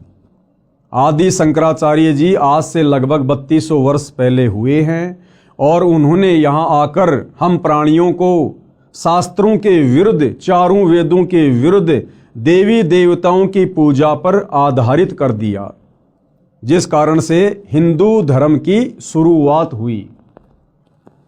आदि शंकराचार्य जी ने देवी देवताओं की पूजा का विधान बताया और पुराणों के ज्ञान को सनातन धर्म यानी हिंदू धर्म में दृढ़ता के साथ प्रवेश कर दिया।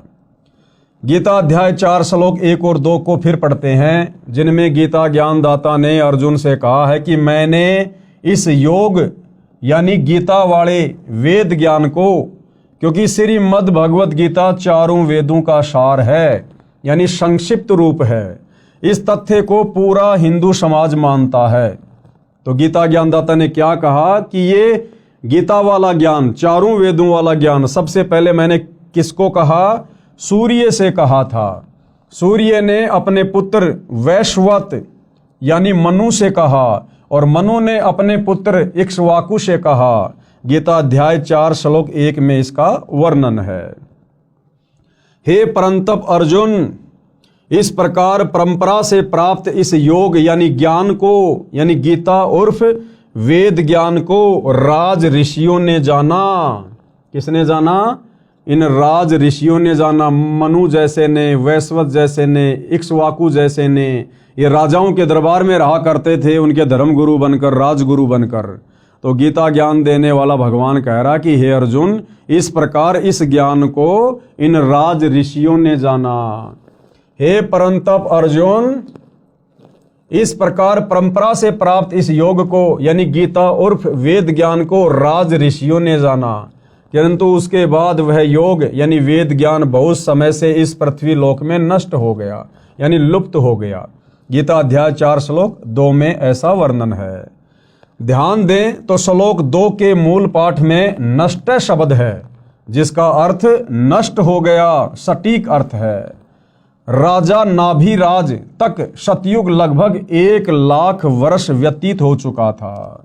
यानी जिस समय सतयुग की शुरुआत में राजा नाभिराज अयोध्या के राजा थे, वो लगभग 1,00,000 वर्ष तक अयोध्या के राजा रहे। उस समय तक ये शास्त्रों के अनुसार साधना होती थी, सनातनी पूजा होती थी, चारों वेदों के अनुसार साधना होती थी। और नाभिराज के बाद यानी सतयुग की शुरुआत के 1,00,000 वर्ष बाद फिर ये ज्ञान धीरे धीरे नष्ट होना शुरू हो गया। राजा नाभिराज तक सतयुग लगभग 1,00,000 वर्ष व्यतीत हो गया था। गीता का ज्ञान द्वापर के अंत में यानी कलयुग से लगभग 100 वर्ष पहले बोला गया था। गीता जी का ज्ञान कब बोला गया? कलयुग की शुरुआत से 100 वर्ष पहले यानी द्वापर युग के अंत में, यानी जिस समय सतयुग में नाभिराज अयोध्या के राजा थे उसके लगभग 38 या 39 लाख वर्ष बाद द्वापर के लास्ट में गीता जी का ज्ञान बोला गया। अब भाई और बहनों, सतयुग की शुरुआत में 1,00,000 वर्ष तक वेदों के अनुसार साधना होती थी और द्वापर के अंत तक यानी बीच में जो ये 39 लाख वर्ष का समय है, इस समय केवल शास्त्र विधि को त्याग कर मनमाना आचरण किया जा रहा था, वेदों के विपरीत साधना की जा रही थी। और गीता का ज्ञान बोला गया अब द्वापर के अंत में 39 लाख साल बाद। अब इस गीता में वो वेदों वाला ज्ञान है जो सतगुरु रामपाल जी बता रहे हैं, समझा रहे हैं।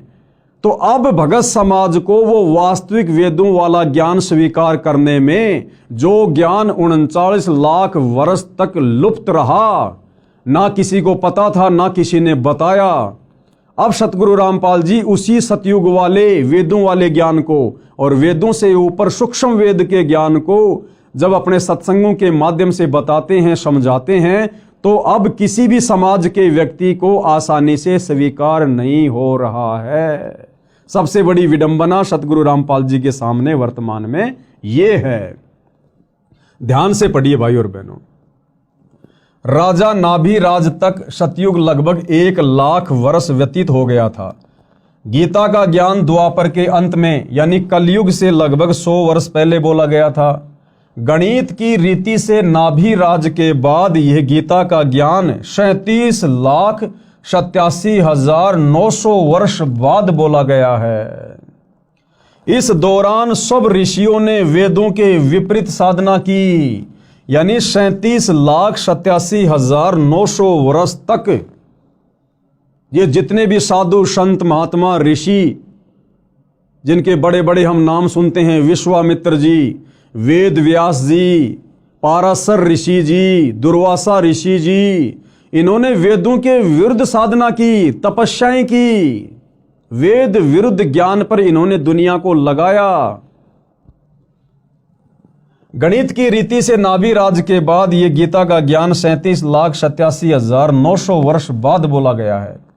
इस दौरान सब ऋषियों ने वेदों के विपरीत साधना की, जिसका प्रमाण तथा परिणाम 18 पुराण है। यानी इन 18 पुराणों में इन साधु संत महात्माओं ऋषियों की जो अपनी थ्योरी है, इन्होंने जो मनमानी साधना की और समाधि अवस्था में जैसा इनको अनुभव हुआ परमात्मा के विषय में, भक्ति के विषय में, उसी का वर्णन इन्होंने पुस्तकों के माध्यम से कर दिया, जिसको 18 पुराण कहा जाता है।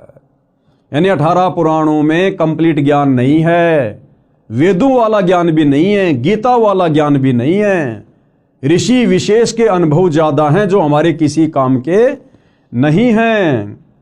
पुराणों में कोई भी साधना गीता यानी वेदों के अनुसार नहीं है। इन पुराणों में कोई भी साधना वेद या गीता के अनुसार नहीं है।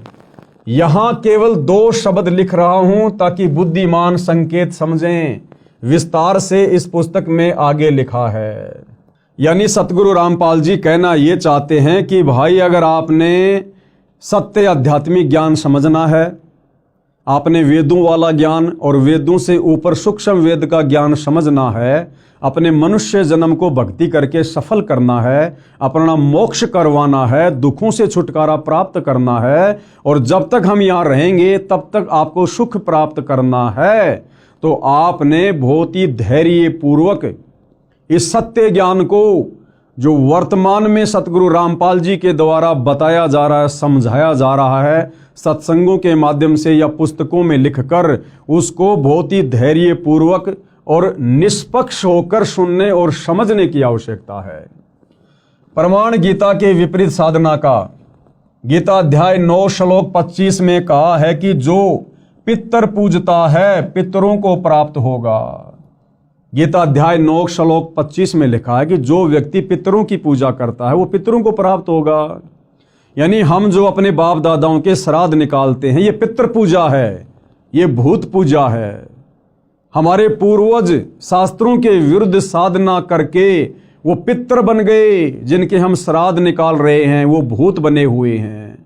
तो यदि हम गीता अध्याय 9 श्लोक 25 के अनुसार पितृ पूजा करेंगे, भूतों की पूजा करेंगे, श्राद्ध निकालेंगे, समाधि पूजेंगे, तो हम अपने पूर्वजों के पास चले जाएंगे जो भूत बने हुए हैं, जो पितृ बने हुए हैं।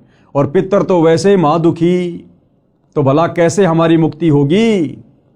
इसलिए हमने बहुत ही धैर्यपूर्वक संत रामपाल जी के ज्ञान को सुनना और समझना पड़ेगा।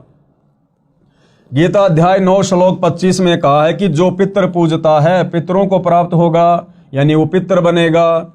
भूत पूजने वाला भूतों को प्राप्त होगा, यानी भूत बनेगा। और देवताओं को पूजने वाला देवताओं को प्राप्त होगा, यानी देवताओं के पास जाएगा। और मेरा भगत मुझे प्राप्त होगा।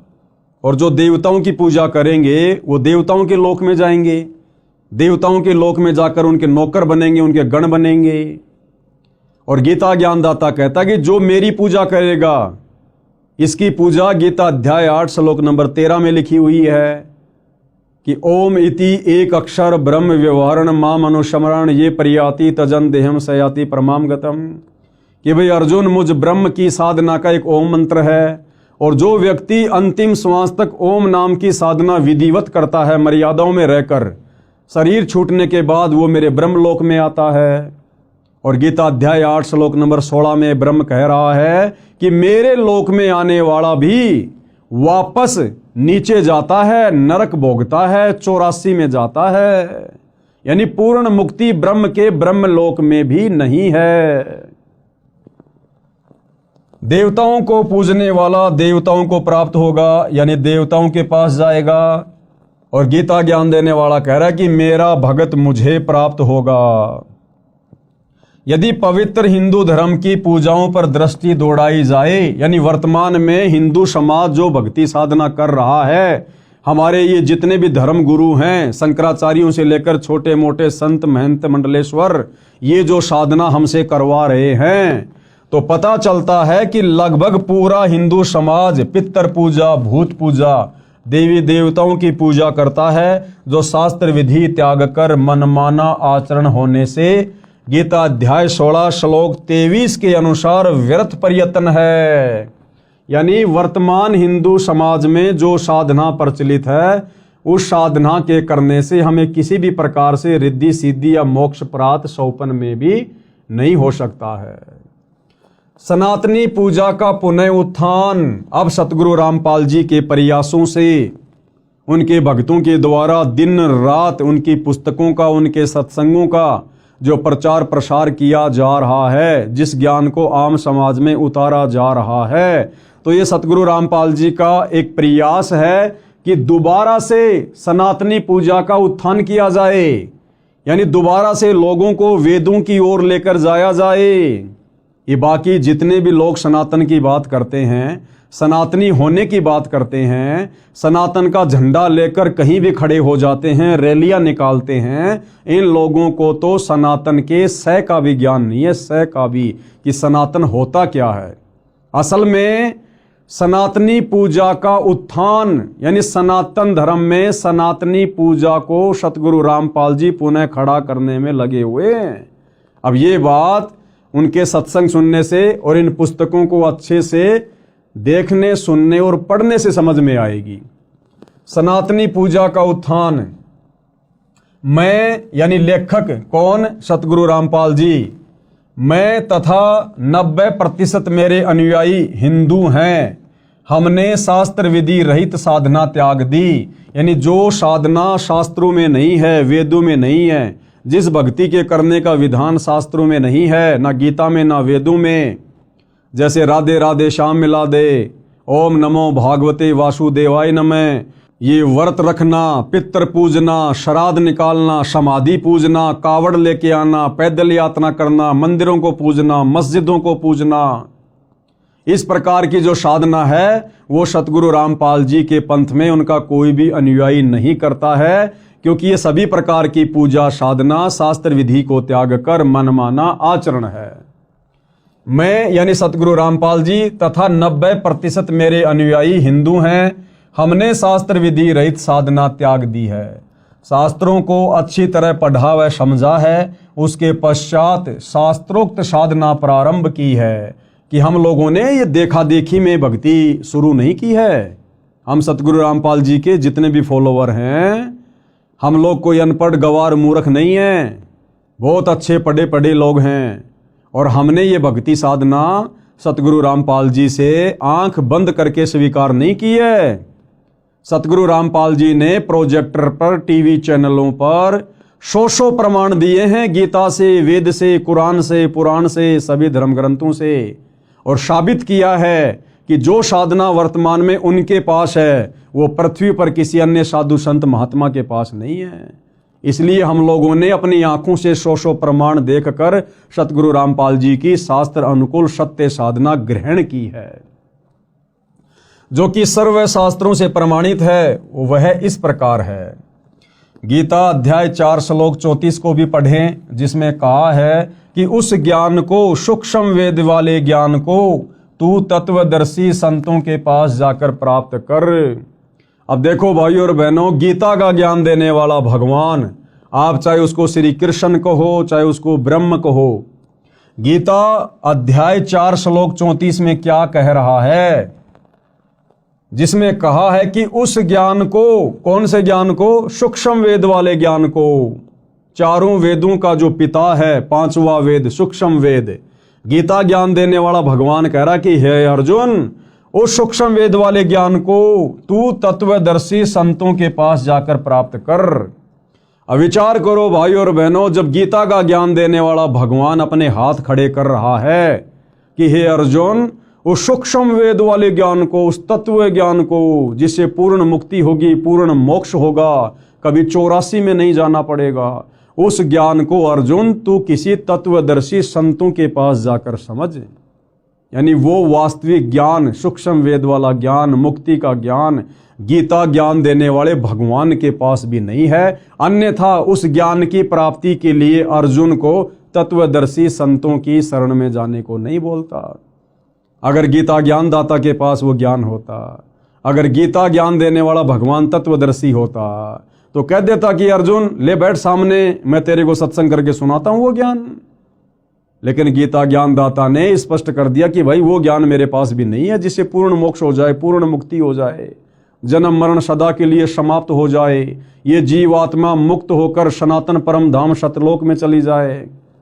कहते हैं उसके लिए तू किसी तत्वदर्शी संत के पास जा। और भाई और बहनों, वो तत्वदर्शी संत जिसकी तरफ संकेत गीता ज्ञान देने वाला भगवान गीता अध्याय 4 श्लोक 34 में कर रहा है, वर्तमान में निसंदेह इस पृथ्वी पर सतगुरु रामपाल जी हैं, जिन्होंने चारों वेदों को, गीता जी को, कुरान, बाइबल, तौरेत, जबूर, इंजिल, हदीसें, गुरु ग्रंथ साहिब, 18 पुराण, सभी धर्मों के सभी शास्त्रों का निचोड़ निकाल के रख दिया है। जो निचोड़, जो निष्कर्ष हमारे धर्म के धर्म गुरु लाखों वर्षों से नहीं निकाल पाए, समाज को नहीं दे पाए, वो निष्कर्ष अध्यात्म का, भक्ति का इन्हीं धर्मशास्त्रों से सतगुरु रामपाल जी ने निकाल कर अपने सत्संगों में डाल दिया है, अपनी पुस्तकों में लिख दिया है। अब यदि आवश्यकता है तो उनके सत्संग सुनने की, उनके कर कमल से लिखित पुस्तकों को धैर्यपूर्वक पढ़ने की। तो क्या कहा जा रहा है, गीता अध्याय 4 श्लोक 34 को भी पढ़ें, जिसमें कहा है कि उस ज्ञान को, यानी सूक्ष्म वेद वाले ज्ञान को तू तत्वदर्शी संतों के पास जाकर प्राप्त कर। विचारणीय विषय यह है कि तत्व ज्ञान गीता में नहीं है। भाइयों और बहनों, अगर गीता में वो तत्व ज्ञान होता तो गीता ज्ञान देने वाला भगवान ये कभी भी नहीं कहता कि अर्जुन तू उस ज्ञान को तत्वदर्शी संतों के पास जाकर प्राप्त कर। इसलिए यहाँ पर क्या कहा गया है, इसलिए यहाँ पर कहा जा रहा है कि विचारणीय विषय यह है कि तत्व ज्ञान गीता में नहीं है। यदि होता तो गीता ज्ञान देने वाला ये नहीं कहता कि तत्व ज्ञान को तत्वदर्शी संतों से जान। तत्वदर्शी संत के अभाव में मानव समाज मनमाना आचरण करके अपना मानव जीवन नष्ट कर रहा है। इस तत्व ज्ञान के अभाव में सतगुरु रामपाल जी को सतगुरु धारण ना करने के कारण, उनके प्रवचन सत्संग ना सुन पाने के कारण ये भगत समाज अपने अनमोल मनुष्य जीवन को वर्तमान में बर्बाद कर रहा है। भले चाहे कोई अपने आप को कितना ही ज्ञानी समझे, कितना ही बड़ा संस्कृत का ज्ञाता समझे, चाहे वो शंकराचार्य बन के क्यों ना बैठा है, वो व्यक्ति अपने मनुष्य जन्म को तत्वदर्शी संत की शरण के अभाव में नष्ट कर रहा है। और भाई और बहनों, जब ये ज्ञान गीता ज्ञान देने वाले भगवान के पास नहीं है तो यहाँ के शंकराचार्यों के पास में कहाँ से आ जाएगा। और शंकराचार्यों के पास नहीं है तो आम हिंदू समाज में ये ज्ञान कहाँ से आ जाएगा। तो सब लोग शास्त्र विधि को त्याग कर मनमाना आचरण करने में लगे हुए हैं, जिसका नतीजा अंत में नरक भोगना पड़ेगा। 184 योनियों में गधे कुत्ते सूअर के शरीरों में कष्ट उठाना पड़ेगा और युगों युगों यूं ही भूत प्रेत पितर बनकर भटकना पड़ेगा। जब गीता अध्याय 4 श्लोक 34 वाला तत्वदर्शी संत मिल जाता है, वह संपूर्ण अध्यात्म ज्ञान बताता है, जिसको सुन समझकर बुद्धिमान अपनी साधना शास्त्रों के अनुसार करता है, जीवन धन्य कर लेता है, एक धर्म यानी मानव धर्म बन जाता है। और सतगुरु रामपाल जी का नारा है, जब आप उनके कर कमल से लिखित पवित्र पुस्तक ज्ञान गंगा को पढ़ेंगे तो ज्ञान गंगा पुस्तक को खोलने से पहले ऊपर कवर पर लिखा है कि जीव हमारी जाति है और मानव धर्म हमारा। कौन सा? मानव। जीव हमारी जाति है, मानव धर्म हमारा। हिंदू मुस्लिम सिख ईसाई धर्म नहीं कोई न्यारा। संत गरीबदास जी, गांव छुडानी, जिला झज्जर, हरियाणा, भारत ने अपनी अमृतवाणी में कहा है कि गरीब ऐसा निर्मल नाम है, निर्मल करे शरीर, और ज्ञान मंडलीक हैं चकवे ज्ञान कबीर। आदरणीय गरीबदास जी को जब कबीर परमात्मा यानी परम अक्षर ब्रह्म सत्य पुरुष मिले, उनको शतलोक दिखाया, उनको ज्ञान दिया, उनका ज्ञान योग खोला, तो अपने परमपिता परमेश्वर कबीर साहिब की महिमा करते हुए, उनके तत्व ज्ञान का बखान करते हुए गरीबदास जी ने अपनी वाणी में क्या कहा है? गरीब ऐसा निर्मल ज्ञान है कि उस कबीर परमात्मा का ज्ञान ऐसा निर्मल है, ऐसा प्यारा है। निर्मल करे शरीर, यानी जब हम उसके ज्ञान को ग्रहण करके, उनकी शरण ग्रहण करके, उनके द्वारा बताई गई साधना करेंगे तो हमारा शरीर निर्मल होता चला जाएगा, हमारे पाप कर्म उस साधना के करने से कटते चले जाएंगे। और ज्ञान मंडलिक है, उस कबीर परमात्मा के तत्व ज्ञान के अलावा और पृथ्वी पर जो भी ज्ञान है किसी भी साधु संत महात्मा का, कहते हैं वो तो मंडलिक है। मंडलिक यानी क्षेत्रीय ज्ञान है। और ज्ञान मंडलिक है चकवे ज्ञान कबीर। और कबीर जी का जो तत्व ज्ञान है, शास्त्र अनुकूल ज्ञान है, वो तो चकवे यानी जैसे चक्रवर्ती राजा होता है, पूरी पृथ्वी पर उसका साम्राज्य होता है, तो कबीर जी का जो तत्व ज्ञान है उसको चकवे ज्ञान की संज्ञा दी गई है। यानी सारी सृष्टि में केवल कबीर जी का ही ज्ञान सत्य है। अर्थात संत गरीबदास जी ने कहा है कि सच्चा नाम ऐसा कारगर है जो आत्मा को निर्मल कर देता है। अध्यात्म ज्ञान शरीर के कष्ट भी दूर करता है। कबीर साहिब का अध्यात्म ज्ञान चकवे चक्रवर्ती यानी ऑलराउंडर है।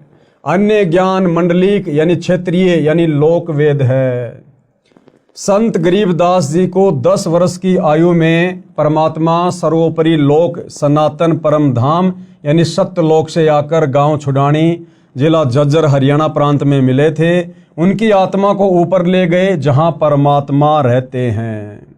अब भाइयों और बहनों, वो परमात्मा कौन है, वो दिखने में कैसा है, उस परमात्मा की भक्ति क्या है, उस परमात्मा की प्राप्ति कैसे होगी, इन समस्त बातों का जिक्र हम इस पवित्र पुस्तक हिंदू साहिबान नहीं समझे गीता वेद पुराण इसके अगले एपिसोड यानी वीडियो नंबर 2 में समझेंगे। फिलहाल भाइयों और बहनों, इस पुस्तक की भूमिका पर हम वीडियो बना रहे हैं। इस पुस्तक का वास्तविक ज्ञान भूमिका समाप्त होने के बाद शुरू होगा। तो सभी से हाथ जोड़कर विनती है, प्रार्थना है, धैर्य पूर्वक आप जी इस पुस्तक पर बन रहे वीडियो को देखते रहिए। निसंदेह परमपिता परमेश्वर कबीर साहिब यानी वर्तमान में जो सतगुरु रामपाल जी के रूप में धरती पर प्रकट हैं, उनके आशीर्वाद से यदि हम उनसे प्रार्थना करते रहेंगे तो अवश्य वे हमें सद्बुद्धि प्रदान करेंगे, हमारा ज्ञान योग खोलेंगे और हम इस अनसुलझे आध्यात्मिक ज्ञान को उनकी विशेष दया से समझते जाएंगे और अपनी आत्मा का कल्याण करवाएंगे। तो भाइयों और बहनों, गुरुदेव भगवान के आशीर्वाद से आज के इस वीडियो में केवल इतना ही। कल परमपिता परमेश्वर जी के आशीर्वाद से रात्रि 9 बजे सभी भाई बहन दास के फेसबुक पेज पवन दास इस लाइव के ऊपर लाइव जुड़िए। तब तक गुरुदेव भगवान हम सबको आज्ञा दें, आशीर्वाद दें। बंदी छोड़ सतगुरु रामपाल जी भगवान की जय हो।